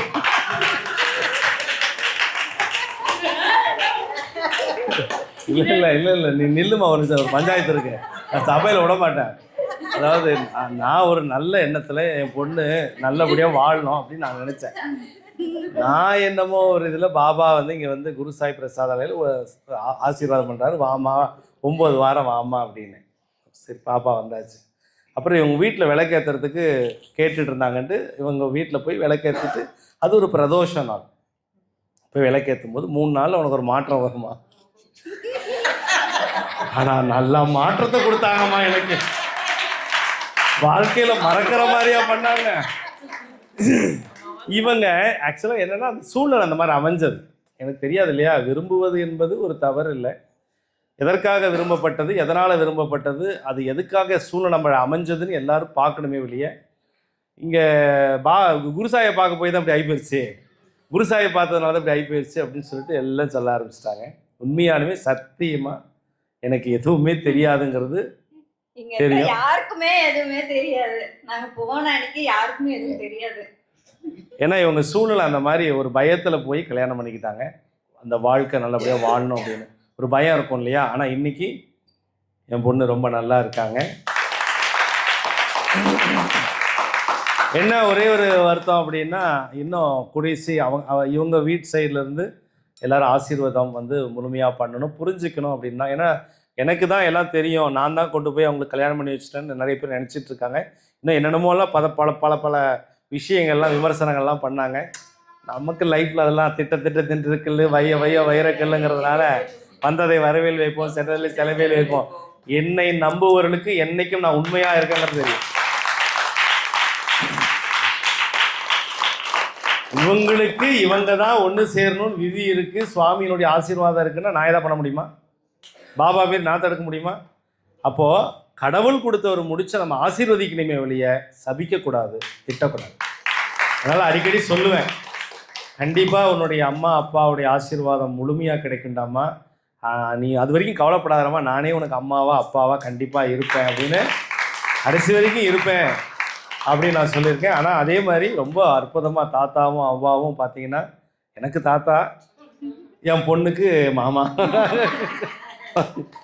இந்த உறவுகள்லாம் ஒரு சூட்சமான ஒரு உறவாக இருக்கும். ஏன்னா நான் இங்கே குட்டிமான்னு கூப்பிடுவேன், நைனான்னு கூப்பிடுவேன். நிறைய பேருக்கு இவருக்கே நைனான்னு கூப்பிட்றாரு அவரை போய் அப்படின்னு கேட்பாங்க. அதுதான் பாபாவுடைய அந்த உறவு முறை பாண்டிங்னு சொல்லுவாங்க. ரொம்ப சந்தோஷமாக இப்படியெல்லாம் வந்து ஒரு மாமியார் கிடைக்காது சத்தியமாக. எத்தனை ஜென்மம் எடுத்தாலும் இப்படி ஒரு மாமியார் கிடைக்காது. ஆனா உண்மையை சொல்ல போனா அங்க இருந்ததை தான் இங்க நான் நல்லா இருக்கேன்.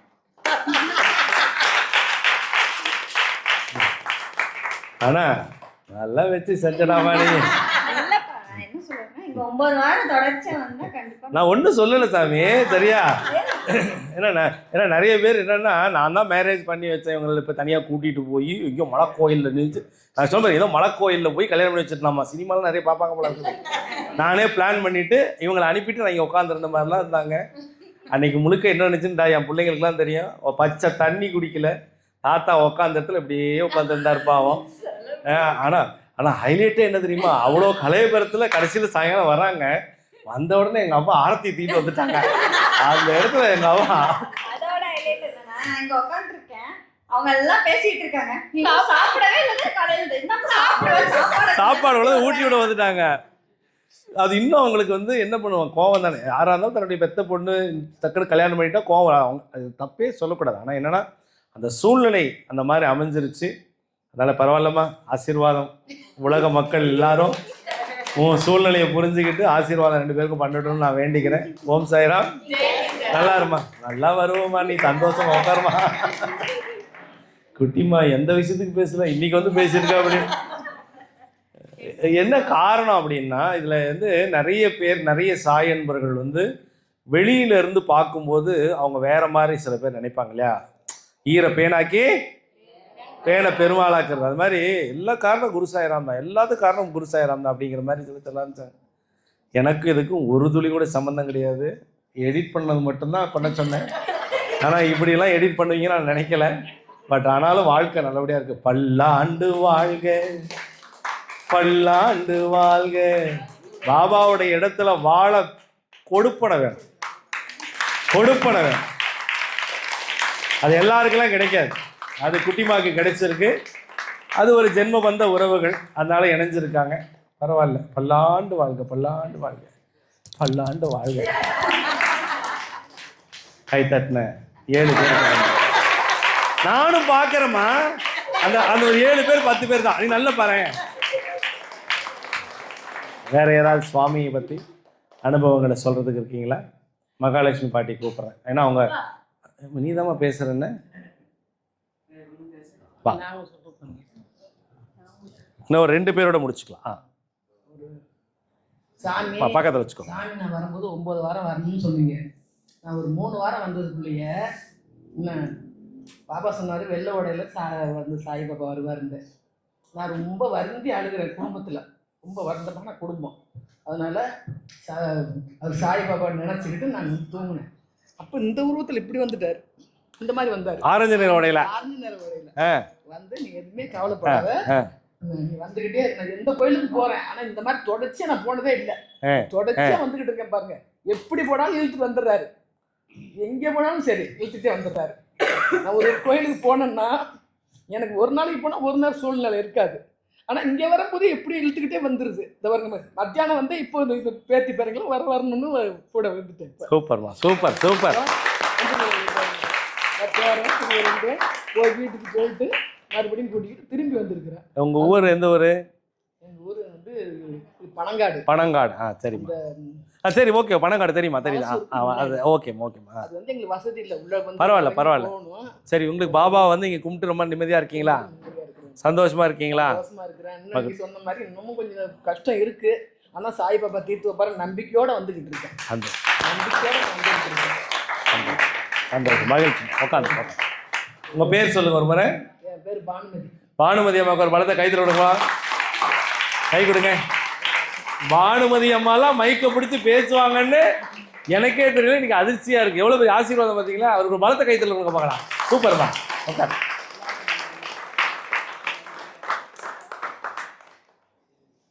வாங்கம்மா, வாடாம்மா. பாபாவின் புகழை பற்றி சொல்வதற்கு வார்த்தைகளே இல்லை. நீங்களாம் உங்கள் நான் செவிவெளி செய்தி இப்போ கேட்டுட்டு இருக்கிறேன். என்னோட பேர் அமைதியா இருங்க. கருங்கல்பட்டியிலேருந்து வரேன். எங்கள் பையன் பெரிய பையன் வந்து பிபிஏ முடிச்சுட்டு சென்னையில் ஒரு ஆஃபீஸில் ஒர்க் பண்ணிட்டு இருந்தாங்க. அவங்களுக்கு வந்து அந்த வேலை பிடிக்கவே இல்லை. நானும் போகும்போதே சொன்னேன், இந்த வேலை வேணாம் உனக்கு, போகாதுன்னு சொன்னேன். என் பேச்சை கேட்கவே இல்லை, போயிட்டாங்க.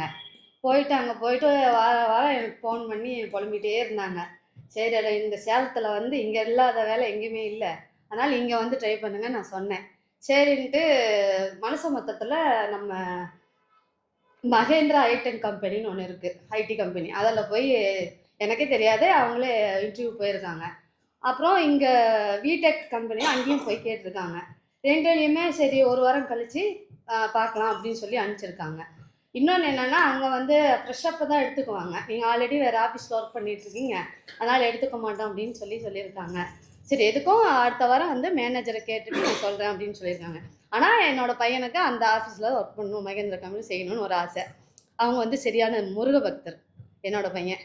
நான் வந்து சரி பாபாவிட்ட நம்ம இந்த வாரம் சொல்லணும், பையனுக்கு ஒரு வாரத்தில் சொல்கிறேன்னு சொல்லியிருக்காங்க. நான் ஒரு வாரம் ஆயிடுச்சு, ஆனால் இன்னும் எதுவும் பதில் வரலையே ஆஃபீஸ்லேருந்துன்னு சொல்லிட்டு நான் வந்து அன்றைக்கி காலையில் தான், வியாழக்கிழமை காலையில் 7 மணிக்கு எழுந்திரிச்சு டீ வைக்கும் போது பாபாவை நினச்சேன். பாபா, எனக்கு என் பையனுக்கு வந்து அந்த ஆஃபீஸில் வேலை கிடைச்சிடணும் அப்படின்ட்டு. நான் 7 மணிக்கு நினைக்கிறேன், என் பையன் 9 மணிக்கு திருச்செந்தூர் முருகனை வந்து வேண்டுற. அப்படி எனக்கு இந்த வேலை அந்த ஆஃபீஸில் எனக்கு கிடைக்கணும்னு வேண்டுறாங்க.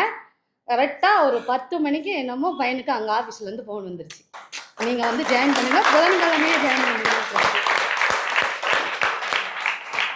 ஃபோன் பண்ணி பையன் அடுத்த செகண்ட் எனக்கு ஃபோன் பண்ணி, அம்மா நான் திருச்செந்தூர் முருகனை கேட்டேன், எனக்கு இந்த நான் இன்னைக்கு காலையில் பாபாவை கேட்டேன்டா அப்படின்னு கேட்டேன். சரிம்மா, 1 வருஷத்துக்குள்ள நம்ம போய் திருச்செந்தூரை பார்த்துட்டு வந்துடலாம், முருகனை பார்த்துலான்னு சொன்னேன். சரின்ட்டு நான் இவர்கிட்ட உங்களுக்கு கண்டிப்பாக நான் ஸ்வீட் பாக்ஸ் கொண்டு வரேன் அப்படின்னா போனவர் நான் கொண்டு வச்சுட்டேன். அதனால் இப்போ நம்மளாம் அதுக்கப்புறம் பையனுக்கு பிடிச்ச வேலை கிடைச்சிருச்சு. அங்கே இருந்ததான் இப்போ வந்து நல்லா இருக்காங்க. எனக்கு ஒரு ஹாப்பி, பையன் நல்லா இருந்தால் நம்ம நல்லா இருக்கோம். சரிப்பா, அதுக்கு பாபாவுக்கு நான் நன்றி சொன்னேன். நான் போன வாரம் கோடான கோடி நன்றி சொல்ல மனசுக்குள்ளே சொல்லிட்டேன், இன்னைக்கு எல்லாரும் முன்னாடியே சொல்லிட்டேன். குருசாய் பிரசாதாலயாவோட இங்கே பிரார்த்தனைகள்லாம் எப்படி இருக்குமா? இது ரொம்பவே இல்லை. இன்னொன்று என்னன்னா, நான் ரொம்ப மனவேதையில் இருந்தேன். இங்கே இத்தனை சாய் சொந்தங்களை பார்த்த ஒருபாடு, அவங்ககிட்ட பேசின பிற்பாடு நான் வந்து ரொம்ப சந்தோஷப்படுறேன். அந்த அந்த சூழ்நிலையிலேருந்து கொஞ்சம் மாற்றம். அப்புறம் அடிக்கடி நான் அந்த பாபாவோட விபூதி வந்து தண்ணியில் கலந்து குடிச்சிடுவேன். இந்த சாப்பாடு வாங்கிட்டு போய் இங்கே சாப்பிட்டுட்டு கொஞ்சமாவது எடுத்து பசங்களுக்கு கொடுத்துருவேன். சூப்பர்மா. அந்த பிரசாதம் சாப்பிடும்போது எனக்கு என்னோட மனநிலையும் இருக்கும். அந்த அண்ணனுக்கு தெரியும் எனக்கு என்னோட மனநிலைகள் எப்படி இருந்துச்சு அப்படின்ட்டு. இப்போ நான் எப்படி இருக்கேன்னு தெரியும். அதனால் எனக்கு வந்து இப்போ ரொம்ப பிடிச்சிருக்கு. இன்றைக்கி லீவ் போட்டால் வந்து இப்போ 3 வாரமாக எப்படியாவது வந்துடலான்னு லீவ் போட்டு 3 வாரமாக தொடர்ந்து வந்துட்டுருக்கேன். எனக்கு இடையில கொஞ்சம் விட்டுட்டேன், நான் இப்போ தொடர்ந்து வந்துட்டு இருந்து இதை அப்படியே கண்டினியூ பண்ணணும்னு விரும்புகிறேன். இன்னொன்று நான் அடிக்கடி வரணும், இங்கே ஒரு டிவோட்டியஸாக மாறணும்னு எனக்கு ஒரு ஆசை. சூப்பர், பலத்த கைத்தல். உங்கள் மகனுக்கு வாழ்த்துக்கள், உங்களுக்கும் வாழ்த்துக்கள். அதாவது அவங்க வந்து தன்னுடைய உணர்வுகளை வந்து பாபா முன்னால் பகிர்ந்துக்கிறாங்க பார்த்தீங்களா, அதுதான் பாபாவுடைய பெரிய ஆசீர்வாதம். பெரிய ஆசீர்வாதம் தான். இந்த உலகத்திலேயே ஒரு நம்பிக்கையான வார்த்தை பாபாவை பற்றி நான் சொல்ல வரேன். குருசாய் பிரசாதாலயம் வந்தேன், எனக்கு மாற்றம் கிடைச்சதுன்னு சொல்கிறாங்க பார்த்தீங்களா. இந்த வார்த்தை இன்னும் பல ஆசீர்வாதங்களாக அவங்க மகனுக்கு பல வெற்றியை கொடுக்கும், இவங்களுக்கு பல வெற்றியை கொடுக்குங்கிறதுல எந்த மாற்றமும் இல்லை. ரொம்ப சந்தோஷமா, வாழ்த்துக்கள். வரீங்களா? வா. எவ்வளோ பெரிய சந்தோஷம் பாருங்க. இன்னைக்கு ரொம்ப நல்லா இருக்குல்லம்மா. கைத்தட்ட 10 பேருக்கு எப்பொழுதும் நான் நன்றி தெரிவிச்சுக்கிறேன். வணக்கம் சார், என்னோட பேர் மணிகண்டன், அம்மா கிட்டேருந்து வரேன். இன்றைக்கி பார்த்தீங்கன்னா ஒரு 5:30 மணிக்கு ஒரு கனவு வந்தது. எங்கள் வீட்டில் சாப்பிட்டுருக்கேன். சாப்பிட்டு வந்து கை கழுவிட்டு இருந்தால் பக்கத்தில் வந்து சாயப்பா வந்து கை கழுவுறாரு. எனக்கு எப்போ வந்தாருன்னே தெரியல, ஆனால் வந்ததை பார்த்தானே எனக்கு ரொம்ப ஆச்சரியமாக போச்சு. இவனை நம்ம வீட்டுக்கு கூட சாய்பாபா வருவாரா அப்படின்னு ரொம்ப நம்பிக்கையோட இருந்துச்சு. அப்போ தான் பக்தி இருந்துச்சுன்னா நம்பனா நான் கண்டிப்பாக நம்ம கூட இருப்பார் அப்படின்னு ரொம்ப நம்பிக்கையோடு இருந்துச்சு. நீங்கள் சாயப்பாவை பார்க்கணும்னு சொல்லிட்டு கண்டிப்பாக வந்துட்டாங்க. Super super. வாரத்தில் ஒரு நாள் இது, அது வியாழக்கிழமை எடுத்துக்கிட்டு இங்கே வாரம் வந்துக்கிட்டே இருக்கு, தொடர்ந்து வந்துக்கிட்டு இருக்காங்க. சூப்பர். நிறைய உங்களை நிறைய ஆண்களுக்கு வந்து வீட்டில் பெண்கள் கோயிலுக்கு போகும்போது தடுத்துருவாங்க.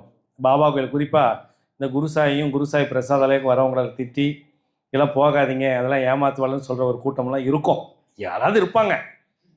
அந்த மாதிரி இருக்கவங்களுக்கு என்ன சொல்ல வருவீங்க? இங்கே வந்தால் கண்டிப்பாக மாற்றம் இருக்குது அப்படின்னு ரொம்ப நம்பிக்கையோட சொல்கிறேன். கண்டிப்பாக வாங்க, உங்கள் வாழ்க்கையும் எல்லாம் மாறும். ரொம்ப மகிழ்ச்சி. கனவுல வந்து 5:30 மணிக்கு வந்த மாதிரி நிஜத்தில் ஒரு நாள் வருவேன், சரிங்களா? உங்கள் வீட்டில் வந்து கண்டிப்பாக ஒரு நாள் இருப்பேன், வரலாம்ல? கண்டிப்பாக வாங்க. சரி, கேட்டுக்கணும்ல, அப்பாயின்மெண்ட் வாங்கிக்கலாம். வாழ்த்துக்கள், ரொம்ப சந்தோஷம். உட்காருங்க. வேறு யாராவது பார்க்கணுமா? கனகராஜ் வராது, வாங்க வாங்க கனகராஜ். இல்லை கிளாப் பண்ணு, கனகராஜுக்கு ரசிகர் கூட்டமே இருக்கு. அம்மா கனகராஜை நல்லா ஜூம் பண்ணிடுமா. நல்லா நல்லா இருக்கு, நல்லா இருக்கு. அமைதி அமைதி, சைலண்டா இருங்க. அங்க அங்க அங்க அங்க அங்க அங்க இல்ல கனகராஜ் இல்ல உண்மையை மட்டும் பேசுங்க. இல்ல நான் பிடிச்சிக்குவேன். ஓம் சாய்ராம் ஜெய் சீதாராம்.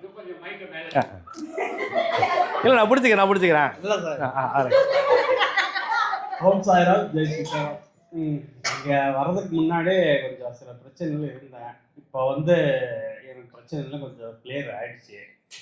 என்ன இருந்தாலும் சில பிரச்சனைன்னா கடன் தான் இருக்குது, மற்றபடி எல்லாம் எந்த பிரச்சனையும் இல்லை. கொஞ்சம் இங்கே வந்தால் கொஞ்சம் நிம்மதி எனக்கு எப்போவுமே.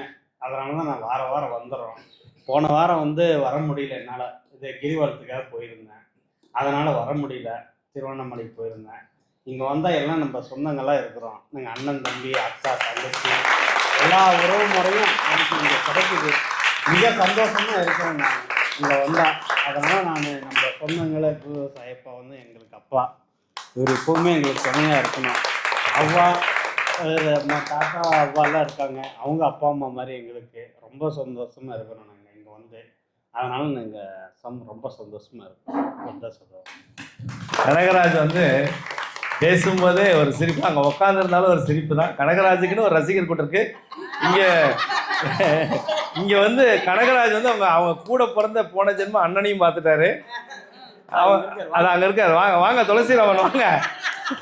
துளசிராமனுக்கு ஒரு பலத்தை கைத்தில் இருந்து வாங்க. கூப்பிட்டாரு வரலான்ட்டாரு சொல்லிட்டாரு. சுவாமி வந்து ஒரு முறை எனக்கு தியானத்தில் பிரார்த்தனையப்போ இவங்களுக்கு ஒரு ரகசியம் சொன்னார். என்னென்னா ஒரு பிறவியில் இவர் அண்ணனாகவும் தம்பியாகவுமே ஒன்றா வாழ்ந்திருக்காங்க. அதனால் அதுக்கேற்ற மாதிரி தான் பாருங்கள், நல்லா பாருங்கள், உத்து பாருங்கள், நல்லா உத்து பாருங்கள், அப்படியே தான் இருக்காங்க. அதனால் துளசிராமனை ஒரு வார்த்தை பேச சொல்லுவோம். குருசாஹிப்ஸில் வந்து நான் ஃபஸ்ட்டு ஆர்த்தி வந்து எடுத்து சொன்னாங்க. அப்போ வந்து நான் ஆர்த்தி எடுத்து அப்படின்னு என்னன்னு தெரியல, எனக்கு ஆர்த்தி எடுத்தாங்க. அடுத்த நாளே வந்து எனக்கு ஆக்சிடென்ட் ஆகிடுச்சு. எங்கள் ஆட்டோவில் நான் 2 வீலர் கூட ஆட்டோவில் நான் ஊற்றிட்டேன். நான் பெருசாக வேண்டியது சின்னதாக போயிடுச்சு. அது ஏன் ஆர்த்தி எடுக்க சொன்னீங்க அப்போ தான் புரிஞ்சுது எனக்கு. மிராக்கள் நிறைய நிம்மதி கிடைக்குது. மெயினாக நிம்மதிக்கு தான் வர்றோம் நாங்கள்.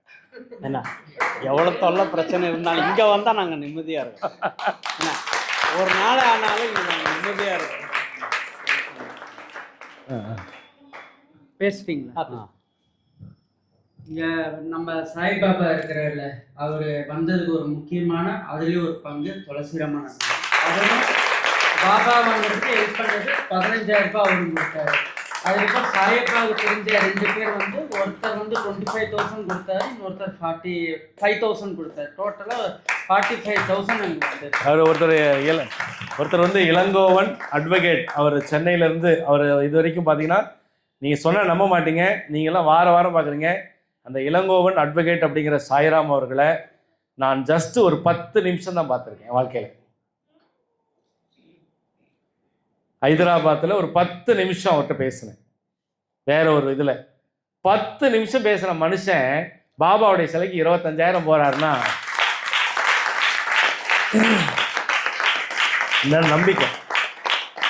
அவருக்கு இந்த இடத்துல தேங்க்ஸ் சொல்ல ஆசைப்படுறேன். அதே மாதிரி பாலகிருஷ்ணன் சாய்ராம், மிக முக்கியமாக காவல்துறையில் இருக்கிற ஒரு முக்கியமான பொறுப்பில் இருக்கிற அவர் வந்து அவருடைய பங்கு கொடுத்தார். அவருக்கும் இந்த இடத்துல நன்றியை சொல்ல கடமைப்பட்டிருக்கேன். ஏன்னா அந்த டைம் அப்படி பணம் தேவைப்பட்டுச்சு. அது அப்பவும் பார்த்து என் பொண்ணுடைய வீட்டில் தான் உட்காந்துருந்தேன். இங்கே உட்காந்துருக்கிற ஒரு பொண்ணு வீட்டில் தான் உட்காந்துருந்தேன். என் பிள்ளைங்க பாவம் அப்படியே பார்க்குறாங்க, ஐயோ அப்பா என்கிட்ட இருந்தால் கொடுத்துருப்பனே அப்படின்னு அவங்க மனசுக்குள்ளேயே வேண்டிக்கிறாங்க, தெரியுது. பட் எனக்கு நான் அவங்ககிட்ட கேட்டுக்கல. ஏன்னா என் பொண்ணு தானே, என் பொண்ணுக்கிட்ட 10 ரூபா இருந்தாலும் தெரியும், 10 கோடி இருந்தாலும் தெரியும். ஆனால் என் மனசெல்லாம் பல கோடிக்கு சமம் என் பிள்ளைங்களுடைய மனசு. ஆனால் அவங்க வேண்டிக்கிறாங்க, அப்பா எப்படியாவது அப்பா கிடைச்சிடணும் அப்படின்னு. இதில் பெரிய ஹைலைட்டே எங்கள் நைனா கேட்குறாங்க, சாயப்பா எப்படியாவது அரேஞ்ச் பண்ணிடுங்க சாயப்பாங்கிறது. என்னால் எப்படி முடியும்னு. உங்களால் முடியும் சாயப்பா, உங்கள் குரலை கேட்டாலே கொடுத்துருவாங்க அப்படின்னாரு.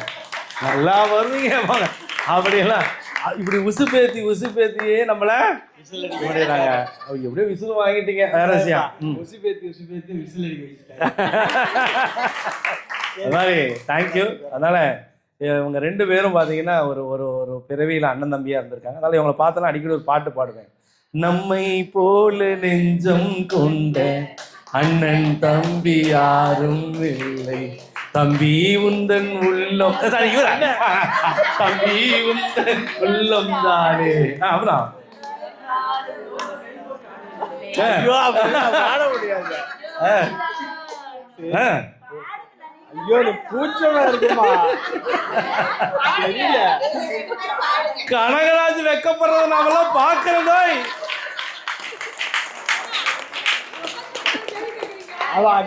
சரி சரி சரி, 2 பேரும் கட்டி பிடிச்சிக்கோங்க. இப்போ இல்லை நல்லா கட்டி பிடிக்கணும், இதெல்லாம் ஒதுக்க மாட்டான். சூப்பர்.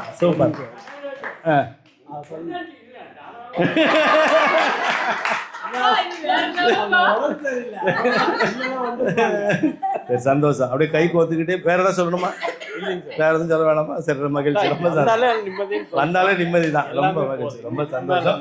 பாபா வந்து அந்த சிலையை, அதாவது பாபா மூர்த்தியை எடுத்துகிட்டு வரும்போது 2 பேரும் பக்கபலமாக ராத்திரி 2:30 மணிக்கு ஞானசேகரன் சாய்ராம், இவங்க செல்லதுரை, மகேஷ் வந்துட்டாப்புல. அப்போ நானும் வரப்பான்ட்டு வந்துட்டாப்புல.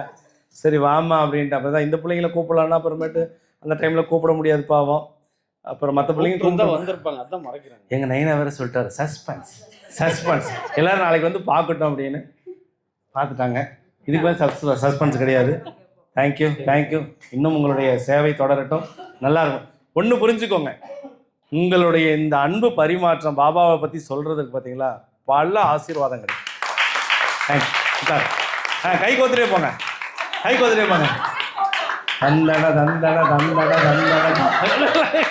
இல்லை போங்க, ஒன்றும் இல்லை. வேற யாராவது சுவாமி பற்றி பேச இல்லை, தந்தலன்னாலும் சொன்ன, வேற எதுவும் பாடலையே. வேற யாராவது சுவாமி பற்றி சொல்ல இருந்தீங்களா? முடிச்சுக்கலாமா? வேற யாராவது பேச ஆசைப்படுறீங்களா? வாமா. பார்த்துமா. இல்லைம்மா பேசலம்மா, நார்மலாக தான் பேசுகிறேன். ஓம் சாய்ராம், ஜெய் சத்தமா. ஓம் சாய்ராம், ஜெய் சீதாராம். நான் பெரம்பலூர் டிஸ்ட்ரிக்ட்லேருந்து வரேன். நான் வரும்போது நான் பிடிச்சிக்கிறேன் மௌனமா. நான் இங்கே ஃபஸ்ட்டு வரும்போது வாழ்க்கையில் நான் இறந்து போன ஒரு உருவம் இங்கே வந்த மாதிரி தான் எனக்கு அப்படி தான் நினச்சி வாழ்க்கையில் வந்தேன். இங்கே வந்ததுக்கப்புறம் எனக்கு நான் மறுஜென்மம் எடுத்திருக்கேன் அப்படி தான் நினைக்கிறேன். நான் பட்ட கஷ்டத்துக்குலாம் ஒரு அளவே இல்லை. என் மேலே விழுகிற ஒவ்வொரு அடியும், பாபா எனக்கு இல்லை உங்களுக்கு அப்படின்னு நான் பாபாட்ட ஒவ்வொரு நாளும் கேட்டுருக்கேன். நான் ஒவ்வொரு வாரமும் 90 கிலோமீட்டர் வரேன். அது எப்படி வரேன், எந்த மாதிரி சூழ்நிலையில் வரேன், இதெல்லாம் எனக்கு எதுவுமே தோணாது. போகணும் அவ்வளோதான். போன வாரம்லாம் நான் வந்து தூங்கிட்டு கூட இருந்தேன். அப்பா அதையும் கமெண்ட் பண்ணாங்க. ஆனால் நான் போன வாரம் நான் அலைஞ்சது மட்டும் 160 கிலோமீட்டர். அப்பையும் நான் வந்து அப்பாவை பார்க்கணும், வரணும். இங்கே வந்துட்டு போனதுக்கப்புறம் தான் எனக்கு ஒவ்வொரு நிமிஷமும் நான் புது வாழ்க்கை வாழ்கிற மாதிரி இருக்கும். அந்த சந்தோஷம் எனக்கு நிரந்தரமாக கிடைச்சிடும் நம்பிக்கையோடு நான் இருக்கேன். கிடைச்சிச்சு. அம்மா ஒரு வார்த்தை சொன்னேன், 160 கிலோமீட்டர் போனேன், டயர்டாக இருந்தேன். நான் ஏன் தெரியுமா அந்த வார்த்தையை சொன்னேன்? அப்படி வார்த்தையை சொல்லும்போது அந்த டயர்டு போகணுங்கிறதுக்காக தான் அந்த வார்த்தையை நான் குறிப்பிட்டே சொன்னேன். ஓகேவாம்மா? ரொம்ப சந்தோஷம். கண்டிப்பாக உனக்கு எல்லாம் வெற்றி தாம்மா, கவலைப்படாதம்மா. சரியா? உட்காந்து ஒரு வாரத்தை கைத்தில் கொடுக்க வா. எப்படி வாங்க.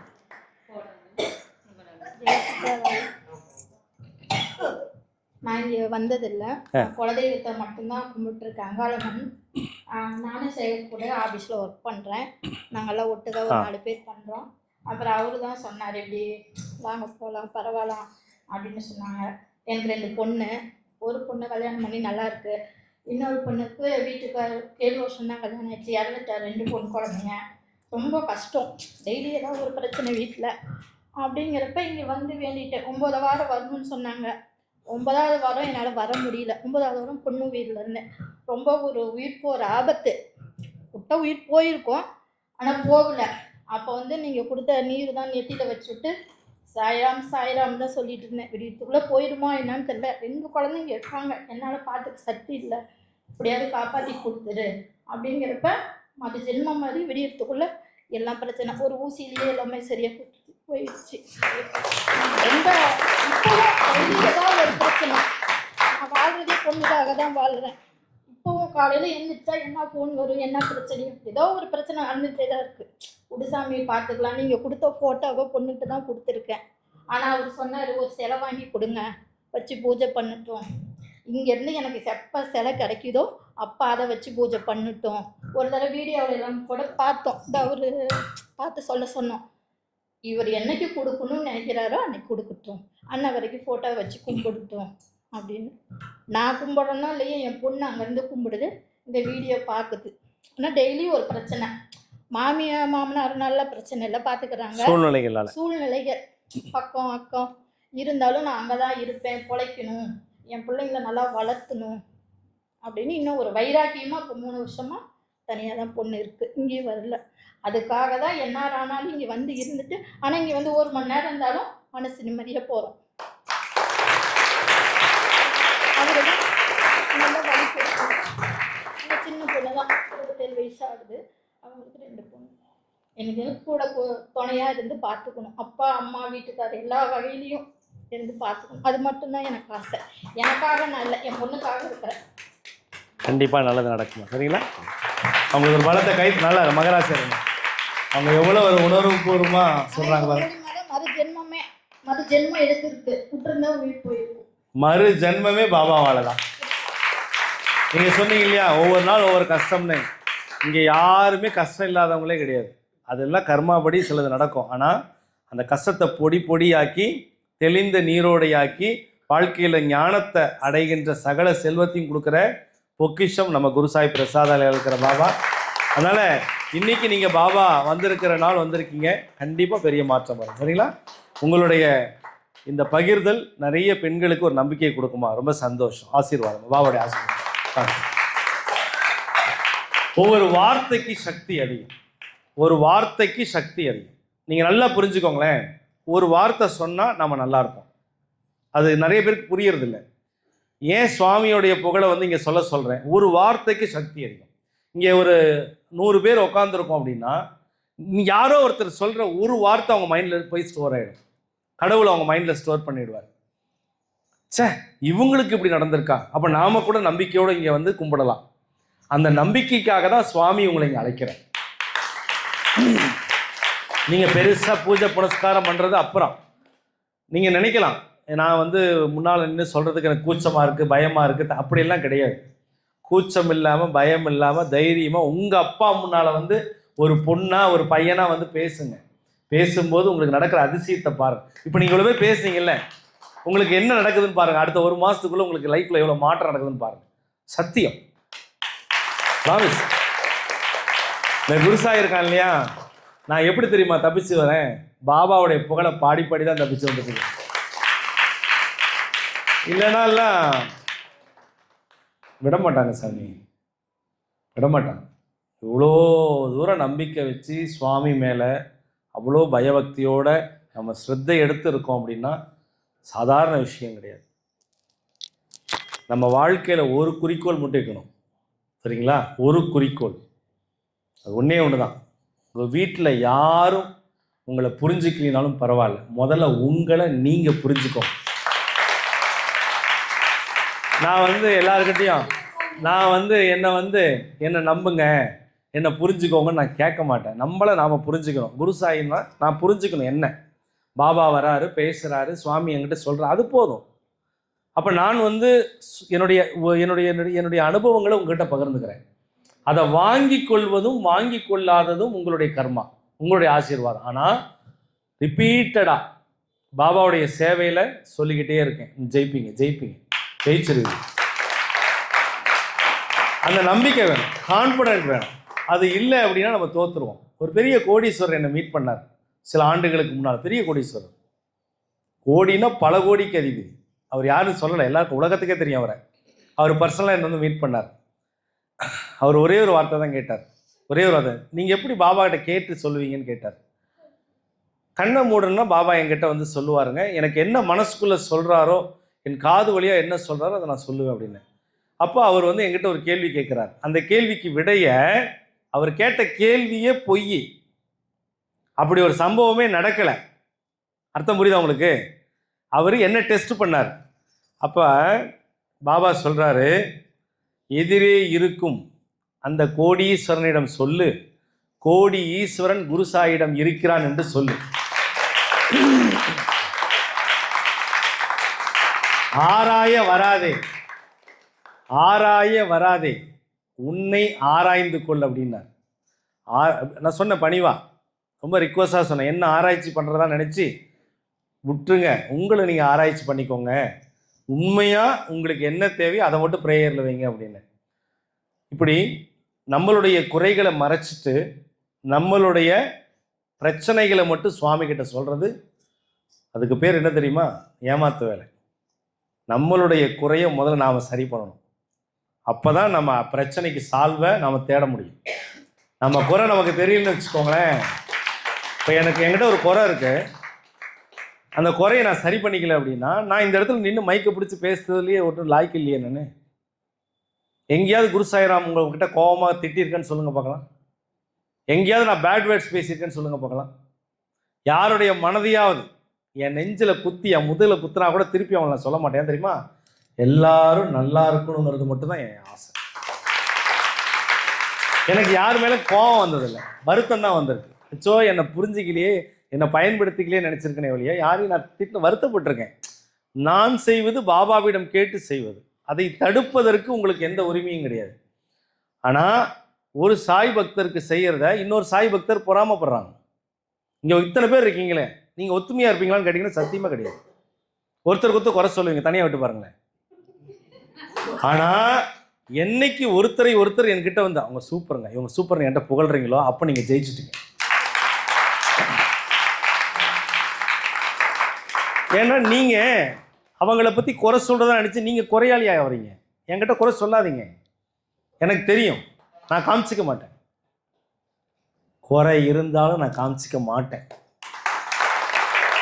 ஏன்னா எனக்கு பாபா எனக்கு அதான் சொல்லி கொடுத்துருக்காங்க. இப்போ குறையே இல்லைன்னு சொல்லுங்க பார்க்கலாம். நான் 100% பர்ஃபெக்ட்னு யாராவது சொல்லுங்க பார்க்கலாம். அப்போது உங்ககிட்ட அவ்வளோ குறை வச்சுருக்கிற நீங்கள் அடுத்தவங்களை பற்றி குறை சொல்கிறதுக்கு என்ன மைண்ட் செட்டு உங்களுக்கு இருக்குது? உங்களுக்கு என்ன அருகதை இருக்குது? முதல்ல நாம் ஒன்று சரியில்லை என்று தெரிந்திருந்தும் அடுத்தவர் நன்றென்று இருக்கிறார் என்று நீ சொல்லும் நன்று நன்றாக இருப்பதில்லை என்று சாய் சொல்ல போது நீ எப்படி பாபாவுடைய குழந்தையா மாற முடியும்? அப்போ பாபா என்ன சொல்றாருன்னா, அவன் விதி, அவன் கர்மா, அவன் என்னிடம் வருவது வராதது நான் பார்த்துக் கொள்வேன். நீ நம்பிக்கையோட பொறுமையோட குரு சாய் பிரசாதாலயாவிற்கு என் முன் உன் ஆணவத்தை உன் முகமூடியை கிழித்து முகமூடி இல்லாதவனாக உட்கார்ந்து நீ பேசினா, பிரார்த்தனை பண்ணா 10 பேருக்கு நன்றி. தேங்க்யூ.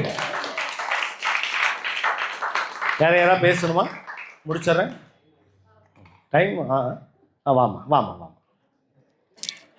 அதாவது இது ஏன் பேச சொல்கிறேன் அப்படின்னா, இது டைம் ஆகிற மேட்டரில் நிறைய பேருக்கு நல்ல டைம் வரதுக்கான விஷயம். அதுக்காக தான் கேட்குறேன், வேற ஒன்றும் இல்லை. ஆமாம் தானே தான்.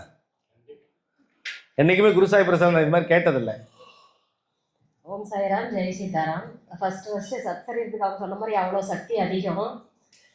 இப்படி இப்படி வா. ஃபஸ்ட்டு அப்பாவை பார்த்ததே சத்சரியம் புக்குனால தான். இல்லைன்னா இவ்வளோ தூரம் 4 வருஷம் பயணம் பண்ணிகிட்டு இருக்கோம். ஆனால் எனக்கு தெரியாது. அதுதான் ஃபஸ்ட்டு சேர்த்து வச்சுனதே ஒரு பெரிய மிராக்கிள் தான். 2வது வந்து வியாழக்கிழமை சத்சரியம் படிப்பேன். இந்த அளவுக்கு அப்போ நம்பிக்கை இல்லை. அதுக்கப்புறம் இன்னொன்று வந்து அவரை கூப்பிட ஆரம்பிச்சதுக்கப்புறம் இன்னொன்று மனசில் நினச்சிருந்தேன். ஒரு 3 மாதத்துக்குள்ளே எனக்கு தெரியாதுப்பா, நீங்கள் வந்து வீட்டுக்கு வரணும் அப்படின்னு சொல்லி நானாக நினச்சிக்கிட்டேன். அவங்க 17 வருஷம் எனக்கு அவங்க ஃப்ரெண்டு. அன்னைக்கு கேட்குறாங்க, இந்த ஃபோட்டோ எடுத்துகிட்டு போங்க வீட்டுக்கு, நல்லா பூஜை பண்ணிக்கோங்க, நல்லாயிருக்கும் அப்படின்னு அவங்க கொடுக்குறாங்க. நான் மனசில் நினச்சிருந்தேன், அவங்களாம் சொல்கிறாங்க என்கிட்ட. அது ஒரு மிராக்கிள். 3வது வந்து ஒரு ஹாஸ்பிட்டலில் ஒர்க் பண்ணுறதுனால நான் காலையில் சாயந்தரம் டைம் கிடைக்கிறப்பெல்லாம் நான் சித்தமங்கல ஸ்தோத்திரம் சொல்லுவேன், கேட்பேன். டியூட்டி முடிச்சுட்டு சுத்தமாக நெட்டே இல்லை, எது போட்டாலும் வரவே இல்லை. ஆனால் அந்த 6 minutes 42 seconds எனக்கு நெட் இல்லாமே அவர் எனக்கு நான் அந்த பிரார்த்தனை பண்ணிட்டு உட்காந்து சித்தமங்கல ஸ்தோத்திரம் கேட்டு வரேன். ஆனால் வேறு எது போட்டாலுமே வரவே இல்லை. எனக்கு எப்படி மிராக்கிள் பண்ணியிருக்காரு அப்பா. சீரடி போகிறதுக்கு முன்னாடி வந்து நைட் டியூட்டி பார்த்துட்டு அடுத்த நாள் ஃபுல்லாக டியூட்டி பார்க்க வச்சாரு. அப்பா ட்விஸ்ட்டு கொடுத்தாரு. ஆனால் நான் செஞ்சேன் ரொம்ப கான்ஃபிடென்ட். அன்றைக்கி டயர்டாயிருவேன். ஒரு ஷிஃப்ட் பார்த்தாலே அன்றைக்கி ரொம்ப சுறுசுறுப்பாக வேலை பார்த்துட்டே இருக்கேன். 2வது டியூட்டி முடியும் போது திடீர்னு ஒரு பேஷண்ட் பேட் ஆகிட்டாங்க. நல்லா இருந்த பேஷண்ட்டு அடுத்த நாள் சர்ஜரி. திடீர்னு பேட் ஆகிட்டாங்க 8:45. அதை முடிச்சுட்டு ஓம் சாய்ராம் ஜெய் சித்ரான்னு சொல்லிட்டு அவங்க ஃபஸ்ட் எய்ட் எல்லாம் பண்ணிவிட்டு அந்த வார்த்தை சொல்லிவிட்டு பேஷண்ட் ஐசியூவில் ஷிஃப்ட் பண்ணிவிட்டு சீரடி போயிட்டு வரேன். பேஷண்ட் எங்கள் வடக்கே மறுபடியும் நல்லா சூப்பராக வந்து தேங்க்யூ சிஸ்டர் அப்படின்னு சொன்னாங்க. நிறைய நடந்திருக்கு அந்த மாதிரி. நைட் டியூட்டியில் பார்க்கும்போது பயமாக இருக்கும், யாருமே இல்லையே கூட, தனியாக நிறைய பயந்துருக்கேன். அப்பா ஃபோட்டோ வச்சுக்கிறது வச்சா நல்ல திங்கிங் தான் வரும். பேடு எதுவுமே வந்ததே கிடையாது இது வரைக்கும். அவரை வச்சுட்டதுக்கப்புறம் ஃபோட்டோவில் சூப்பர் கூடவே வச்சுப்பேன். அந்த மாதிரி ஒரு நாளும் இல்லை. தனக்காகவாவது ஒரு நாள் வாழணும். அதனால் எனக்கு வியாழக்கிழமை எங்கேயாவது எனக்கு ரிலாக்ஸாக இருக்குது, இந்த சந்தோஷமாக இருக்கு. அந்த ஒரு நாள் எனக்காக நான் வாழ்கிறேன், சந்தோஷமாக இருக்கேன்ப்பா அப்படின்னு சொல்லிட்டு எனக்கு ரொம்ப ஹாப்பி. எனக்காக நான் ஒரு நாள் வாழ்கிறேன் அப்படின்னு. எவ்வளோ கஷ்டம் இருந்தாலும் ஐயோ வியாழக்கிழமான எப்போ இங்கே வரணும் எல்லாத்தையும் பார்க்கணும்னு எனக்கு அப்படி ஒரு ஹாப்பி. ஆனால் அது சொல்கிறேன்னா சொல்லிக்கிறான்னு தெரியல, ஆனால் எனக்கு அப்படி தான் தோணுது. எனக்கு ரொம்ப ஹாப்பியாக இருக்குது. எனக்காக ஒரே ஒரு நாள் வாரத்தில் ஒரு நாள் ஹாப்பியாக இருக்கேன். ஆனால் எங்கள் அப்பாவை பார்க்காம சத்சரியம் புக்கு எங்களை சேர்த்து வைக்காமல் இருந்திருந்தா என்னோட மனநிலை எப்படியோ போயிடும். ஆனால் 2 இடத்துலையும் ப்ரெஷர் இருக்கும். ஒர்க் பண்ணுற இடத்துலையும் இருக்கும், வீட்லேயும் இருக்கும். ஆனால் இப்போ அந்த கவலை, அந்த டிப்ரெஷன் அதெல்லாம் எதுவுமே இல்லை. ஃப்ரீயாக இருக்கேன், ஃப்ரீயாக சர்வீஸ் பண்ணுறேன். ரொம்ப ஹாப்பி. தேங்க்யூடா, தேங்க்யூ. நல்ல மாற்றங்கள் எப்பொழுதுமே இந்த மாதிரி வார்த்தைகளால் தான் இருக்குது. ரொம்ப சந்தோஷமாக இருக்குது. என் பொண்ணுங்கள்லாம் பேசும்போது, என் பசங்கள்லாம் பேசும்போது, அண்ணன் தம்பிங்கெல்லாம் வந்து பேசும்போது ரொம்ப நல்லா இருக்குது, ரொம்ப மகிழ்ச்சியாக இருக்குது. இதுதான் ஒரு சுவாமியினுடைய பெரிய ஆசீர்வாதமாக நான் நினைக்கிறேன். சமீபத்தில் என்னுடைய மகள் வீட்டுக்கு ஒரு வீட்டுக்கு போயிருந்தேன். இதை சொல்லிவிட்டு நான் முடிச்சுக்கிறேன். சொல்லலாமா? இது கைத்தட்டில் வரலையா? கை தட்டினாங்கன்னா பேசுங்கன்னு அர்த்தம், அமைதியாக இருந்தாங்கன்னா முடிச்சுக்கோங்கன்னு அர்த்தம். அதுக்காக தான் சமீபத்தில் ரொம்ப நாளாக என்னுடைய மகள் ஒருத்தங்க கூப்பிட்டுட்டு இருந்தாங்க. அவங்க மைண்ட்லேயே நினச்சிருந்தாங்க. நான் வந்து அவங்க வீட்டுக்கு வரமா, கண்டிப்பாக வருவேன், ஒரு வாரத்துக்குள்ளே வருவேன் அப்படின்னு சொன்னேன். அப்புறம் அந்த வாரம் போக முடியல. அப்புறம் சுவாமி திடீர்னு போக வச்சார் 2 நாளைக்கு முன்னால். அது எல்லாமே பிளானே கிடையாது. இப்போ வரீங்களாப்பா அப்படின்னு அவங்க கேட்டாங்க. ஆமாம்மா. ரைட்டு போயாச்சு. அவங்க வீட்டில் போய் பார்த்தீங்கன்னா, நான் முதல்ல பூஜை ரூமில் போயிட்டு விளக்கு ஏற்றியாச்சு. விளக்கு ஏற்றி முடிச்சிட்டேன். அப்போ பூஜை ரூமில் ஒன்றுமே இல்லை. அப்புறம் கொஞ்சம் நேரம் கழித்து முதல் பூஜை முடிச்சுட்டு அப்புறம் அந்த பூஜை பண்ண பார்க்குறேன், ஒரு கிருஷ்ணருடைய உருவம் அப்படியே புல்லாங்குழல் வச்சுட்டு கிருஷ்ணர் இப்படி நிற்கிறார். என்னடா அதுக்கு கிருஷ்ணர் கண்ணுக்கு தெரியுறாரு. எனக்கு இன்னும் தத்ரூபமாக தெரியுது கிருஷ்ணர். எனக்கு ரொம்ப சந்தோஷமாக போயிடுச்சு. கூப்பிட்டு நான் சொல்லலை, நீங்கள் யார் மாதிரி தெரியுதும் போது கிருஷ்ணர் மாதிரி இருக்குது. ஏன்னா இங்கே கிருஷ்ணர் இங்கே இந்த வீட்டில் இருக்கிறதா அப்போ தான் சொல்கிறாங்க, ஆமாம் இங்கே ஒரு கிருஷ்ணர் சிலை இருந்துச்சு ஆனால் உடஞ்சிருச்சு அப்படின்னாங்க. அப்படியே செவுத்தில் பார்த்தீங்கன்னா அந்த கிருஷ்ணருடைய படம் ரொம்ப தத்ரூபமாக. சரி அப்படியே விட்டாச்சு. மறுபடியும் ஒரு 1 மணி நேரம் கழித்து மறுபடியும் சுவாமி ரூமில் போய் பார்க்குறோம், அதே கிருஷ்ணருடைய முகம் பாபாவாக மாறிடுச்சு.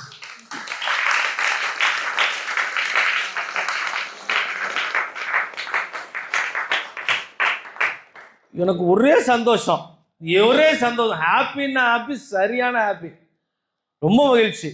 ஏன்னா பாபா இப்போ ஷீரடியில் இருக்கார் பார்த்தீங்களா, ஆக்சுவலாக கிறிஸ்டர் தான் வைக்கிறதா இருந்தது, முரளிதரனுடைய அந்த சிலையை தான் வைக்கிறதா இருந்தது, அந்த முரளிதரனுக்கு கட்டின கோவில் தான் அது. ஆனால் பின்னால் பாபா வேண்டார். அப்போ நான் என்ன நினச்சேன்னா, அந்த வீட்டுக்கு போயிட்டு ஷீரடியே இங்கே வந்துடுச்சு, கிருஷ்ணருக்காக கட்டின கோயில் பாபா வந்துட்டார்.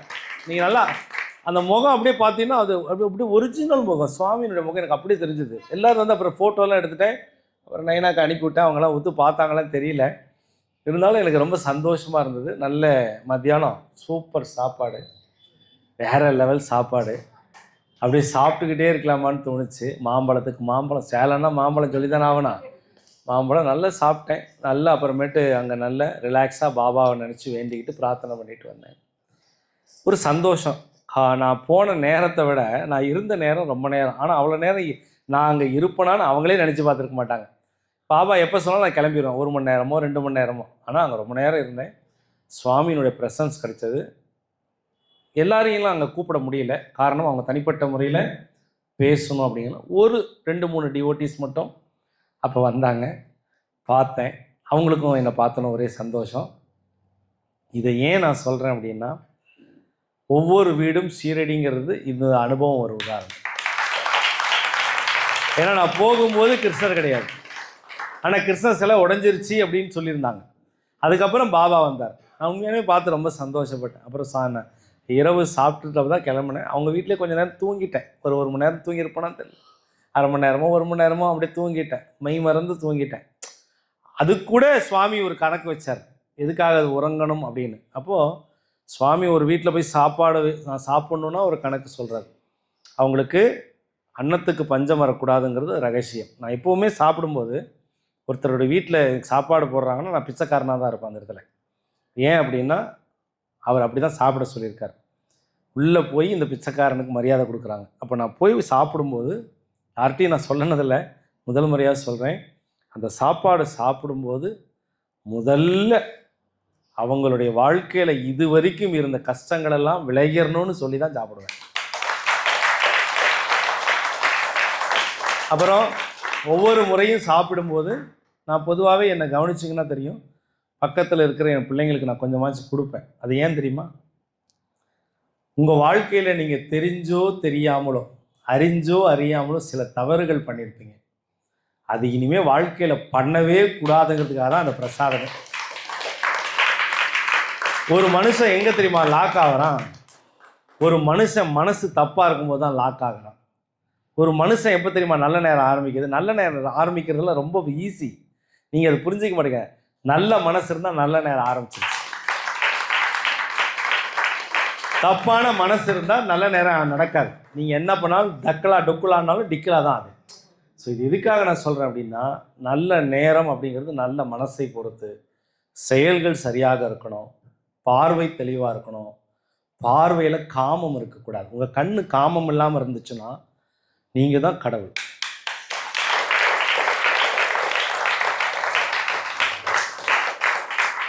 நான் நிறைய பேருடைய கண்ணை பார்த்தோன்னே வரலாறே எனக்கு தெரிஞ்சிடும், இந்த கண் எந்த மாதிரி கண் அப்படின்னு. அந்த கண்ணை நான் அது வீக்கு. 60 நாள் மோகம் 30 நாளுக்கு இப்போ வரேன். இதை ஏன் நான் இப்படி கொண்டு வரேன்னு சொல்கிறேன். ஒரு மனிதனுடைய கண்ணை பார்த்தோன்னா இவனுடைய வாழ்க்கையில் இவன் என்ன பண்ண போகிறாங்கிறத சுவாமி ஏதோ எனக்கு அந்த ஒரு இதை கொடுத்துருக்கார். அப்போ நான் என்ன பண்ணேன், அவங்க கண்ணை பார்ப்பேன், அவங்கக்கிட்ட உண்மை இருக்கா பொய் இருக்கான்னு சுவாமி எனக்கு தெரியப்படுத்திடுவார். ஆனால் திருப்பி அவங்ககிட்ட கேட்க மாட்டேன். என்கிட்ட ஃபோனில் கூட பொய் பேசுவாங்க, நான் பொய் பேசினா கூட உண்மையாக அப்படியா ஓகே சரி அப்படின்ட்டுருவேன். ஏன்னா நம்ம திருப்பி உண்மையை சொல்லிட்டோம்னு வச்சுக்கோங்களேன், இந்த குரு சாய்ராம் எல்லாத்தையும் கண்டுபிடிச்சிருவான்டா, அவங்ககிட்ட எதையுமே சொல்லக்கூடாதுடா அப்படின்னு பேசாதவங்களாம் இருக்காங்க. இப்போ நான் மீறி கேட்டேன்னா கூட சண்டை வரும். ஒரு தப்பு செய்கிறாங்க, அந்த தப்பை நான் ஓப்பனாக கேட்டேன்னா, ஒரு தப்பை ஓப்பனாக கேட்டேன்னா என்ன வரும்? இங்கே இப்படி இத்தனை பேர் உட்காந்துருக்கீங்க, ஒருத்தரை பார்த்து சபையில் போனால் நீங்கள் இந்த தப்பு பண்ணீங்கன்னு சொல்லி கேட்குறேன், ஒத்துக்குவாங்களா? அவ்வளோதான், இன்னையோட குரு சாய்ராம் முடிஞ்சான். இனிமேல் குரு சாய்ராம பார்க்கவே வரமாட்டாங்க. அதுவே தனியாக, அப்பா இங்கே வாங்கப்பா, நான் இப்படி பண்ணிட்டேன்ப்பா, ஏதோ தெரியாமல் நடந்துருச்சுப்பா அப்படின்னு சொல்லிட்டீங்கன்னு வச்சுக்கோங்களேன், உங்களை பார்த்து பெருமைப்படுற முதல் நான் தான். நீங்கள் அந்த பாண்டிங் வாங்கன்னு தான் சொல்ல வரேன். நீங்கள் என்னை விட்டு தள்ளி இருக்கிறதுனால இழப்பு உங்களுக்கு தான், எனக்கு இல்லை. நீங்கள் தள்ளி இருக்கீங்க. நீங்கள் உங்களுக்குள்ளே ஒரு கோடு போட்டுக்கிட்டு உங்கள் லைஃப்பில் எத்தனையோ பேரை சந்திச்சிருப்பீங்கள்ல, அந்த மாதிரி நினச்சிட்டு இருக்கீங்க. என்ன சத்தியமாக சொல்கிறேன், என்கிட்ட நீங்கள் சொன்னால் பாபா கிட்ட சொன்ன மாதிரி தான். இது நான் சொல்லலை, சுவாமி என்கிட்ட அழுத்தமாகவே சொல்லியிருக்கார். அதனால் இந்த காதில் கேட்குறது உள்ளே வாங்கிறதெல்லாம் பாபா சொல்ல. எதுக்காக நான் கேட்குறேன்? உங்களுடைய மனசில் இருக்கிற குறைகளை, உங்களுடைய குறைகளை நான் ஏன் கேட்குறேன்? ஏன்னா நீங்கள் சரி பண்ணிக்கணும். அப்போ தான் சுவாமி உங்களுக்கு ஏதாவது ஒரு மாற்றத்தை கொடுப்பார். சரிங்களா? அந்த மாற்றத்தை நடத்தும் போது தான் உங்களுக்கு எல்லாமே நடக்க ஆரம்பிக்கும். இப்போ நான் உட்காந்துருக்கேன், இங்கே அப்படியே பார்த்தீங்கன்னா இந்த அம்மாவை பார்க்குறேன், இந்த அம்மாவை பார்க்குறேன், அப்படியே பார்த்துக்கிட்டே வரேன். ஆனால் உள்ளுக்குள்ளே என்ன தெரியுமா என் ப்ரேயரில் ஓடும்? இந்த மகள் நல்லா இருக்கணும், அந்த பொண்ணு நல்லா இருக்கணும், சுவாமி நல்லா இருக்கணும், அவர் நல்லா இருக்கணும், அவர் பெரியவர் நல்லா இருக்கணும், தாத்தா நல்லா இருக்கணும், நிற்கிறவங்க நல்லா இருக்கணும், பிரசாதத்துக்காக வெயிட் பண்ணுறவங்க ரொம்ப நல்லா இருக்கணும். அப்போ எல்லாமே நான் அப்படி நினச்சிக்கிட்டே தான் இருப்பேன். ஆனால் உள் மனசு அது சொல்லிக்கிட்டே இருக்கும். அம்மா குளிருதா? நிறைய பேருக்கு குளிருதாம்மா, இன்னும் கொஞ்சம் நேரத்தில் குளிர் போயிடுமா, கவலைப்படாதாம்மா. அவருக்கு காற்று இல்லை, ஒருத்தங்க குளிருது. இதை ஆஃப் பண்ணணும் இல்லையா? இதை மட்டும் ஆஃப் பண்ணுங்க. நீங்க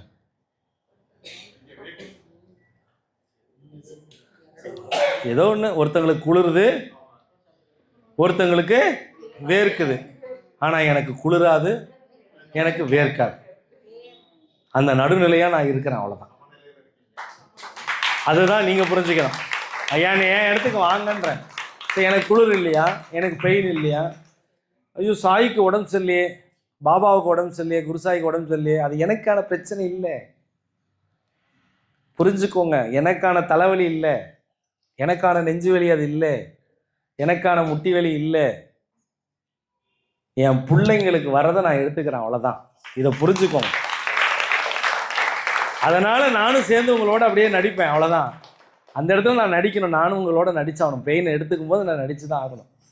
ஆமாம் ஆமாம் ஆமாம் ஆமாம் இருக்குது, எனக்கு ரொம்ப இருக்குது, பெயின் இருக்குன்னு. இது நீங்கள் ஆழ்ந்து கவனிச்சிங்கன்னா, நான் உங்களை எவ்வளோ சேவ் பண்ணுறேன். பாபா கிட்ட கெஞ்சி கூத்தாடி கருணை முகத்தோடு உட்காந்து அவர்கிட்ட நான் எப்படி கேட்குறேன்னு நீங்கள் புரிஞ்சுக்கிட்டீங்கன்னு வச்சுக்கோங்களேன், இந்த அப்பாவை நீங்கள் கெட்டியாக பிடிச்சிக்கிறீங்க. அதனால் நீங்கள் ரொம்ப ஜாக்கிரதையாக இருக்கு. ஆசை 60 நாள், மோகம் 30 நாள்னா, ஒரு மனிதனுக்கு மெச்சூர்டு ஆனதுலேருந்து, ஒரு மனுஷன் மெச்சூர்டு ஆனதுலேருந்து 60 வருஷம் மெச்சூர்டு ஆனதுலேருந்து சொல்ல வரேன், புரியுதுங்களா? கொஞ்சம் மெச்சூர்ட் ஆகிடுவாங்களா ஓரளவுக்கு, அந்த நீங்கள் தெரியும் இல்லையா? அதுலேருந்து 60 வருஷத்துக்கு ஆசை விடாதான். அதுதான் ஆசை. கொஞ்சம் மெச்சூர்ட் ஆகிடுவாங்கல்ல, ஒரு 18 வயசு 19 வயசுல ஒரு மெச்சூர்ட் ஆவாங்கல்ல, அப்போ இருந்து இந்த ஆசை விடாது. இந்த மோகம் 30 நாளுங்கிறாங்க பார்த்தீங்களா, இவங்க ஜில்கால்ஸ் பார்ட்டி. இந்த மோகம் 30 நாளுங்கிறவங்க எப்போ காமத்தினுடைய பார்வையிலையும் கெட்டதனுடைய நீங்கள் மோகம் அப்படிங்கிறது பல கோணத்தில் நான் சொல்கிறேன். காமப்பார்வை, கோபப்பார்வை, மோசப்பார்வை, வஞ்சகப்பார்வை, இது எல்லாமே மோகம்தான். அது ஒரு மோகம், மோசமான குணம். இது 30 வருஷம் இருக்குமா? எப்படி இருக்கும்? 30 வருஷம் ஆட்டி படைக்கும். ஆசை 60 நாள், 30 வருஷம். 30 வருஷம் கழிச்சு அவனையும் அழிச்சிடும். ஏன்? ஏன்னா அவனுடைய தவறு அவனையும் கொன்னுடும். அப்போ ஆசை 60 நாள், மோகம் 30 நாள். ஆனால் மீதி ஒரு 10 நாளை மட்டும் சொல்லலை. ஆமா தானே? 100 தானே? ஆசை 60 நாள்னா என்ன? ஆசை 60 நாள்னா என்ன சொன்னேன்? என்ன 60 நாள்? 60 நாளா? ஒருத்தனுக்கு மெச்சூர்டு ஆனதுல இருந்து 60 வருஷம் ஆசை இருக்குமா? சொல்கிறோம்ல, எவ்வளோ நாள் ஆனாலும் நமக்கு ஆசை, அது பண்ணணும், இது செய்யணும், அது வாங்கணும், இது வாங்கணும், நிறைய சொத்து சேர்க்கலாம், நிறைய இது அந்த அது இயற்கையிலே வரும். மோகம் அது எப்போ இருந்து? 30 வயசுல இருந்து இல்லை, நல்லா தெளிவாக சொல்லுங்கள். நான் சொன்னதை எப்படி தெளிவாக சொல்லுங்கள். நம்மளுடைய பார்வை, நம்ம செயல் எல்லாமே மோசமாக இருக்கக்கூடாது. இந்த 10ங்கிறது கடைசியாக நான் மறைச்சி வச்சுருக்கேன். ஆசை 60 நாள், மோகம் 30 நாள். ஆனால் ஒரு 10 மட்டும் நமக்கு மறைபொருளாக இருக்கு. எத்தனை? இந்த 10 யாரு? நீங்கள் தான்.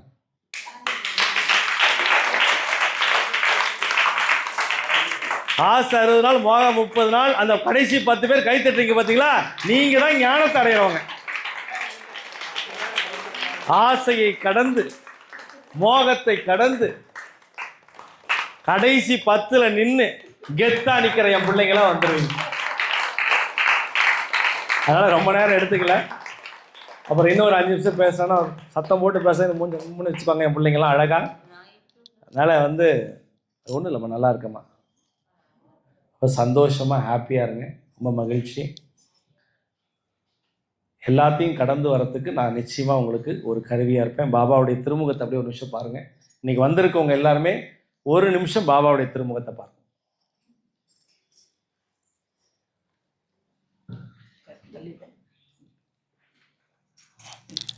உங்கள் கோரிக்கையெல்லாம் வேண்டிக்கோங்க.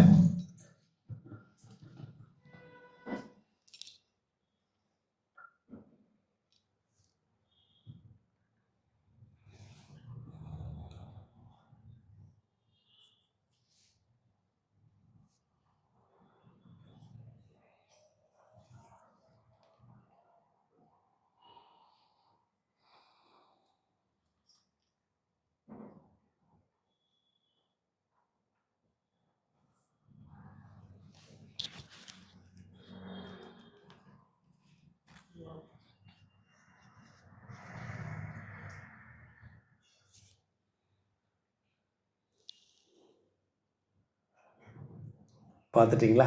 பார்க்காதவங்க உங்களை பிரார்த்தனைகள் எல்லாம் உங்களுக்கு வாட்ஸ்அப்பில் குரூப்பில் பாபாவுடைய ஃபோட்டோ அனுப்ப சொல்கிறேன். இப்போ பார்த்த நீங்கள் உங்கள் கர்மா கழியறதுக்காக சுவாமி இன்றைக்கி தான் மூர்த்தி, அவருக்கு பர்த்டே இன்னைக்கு.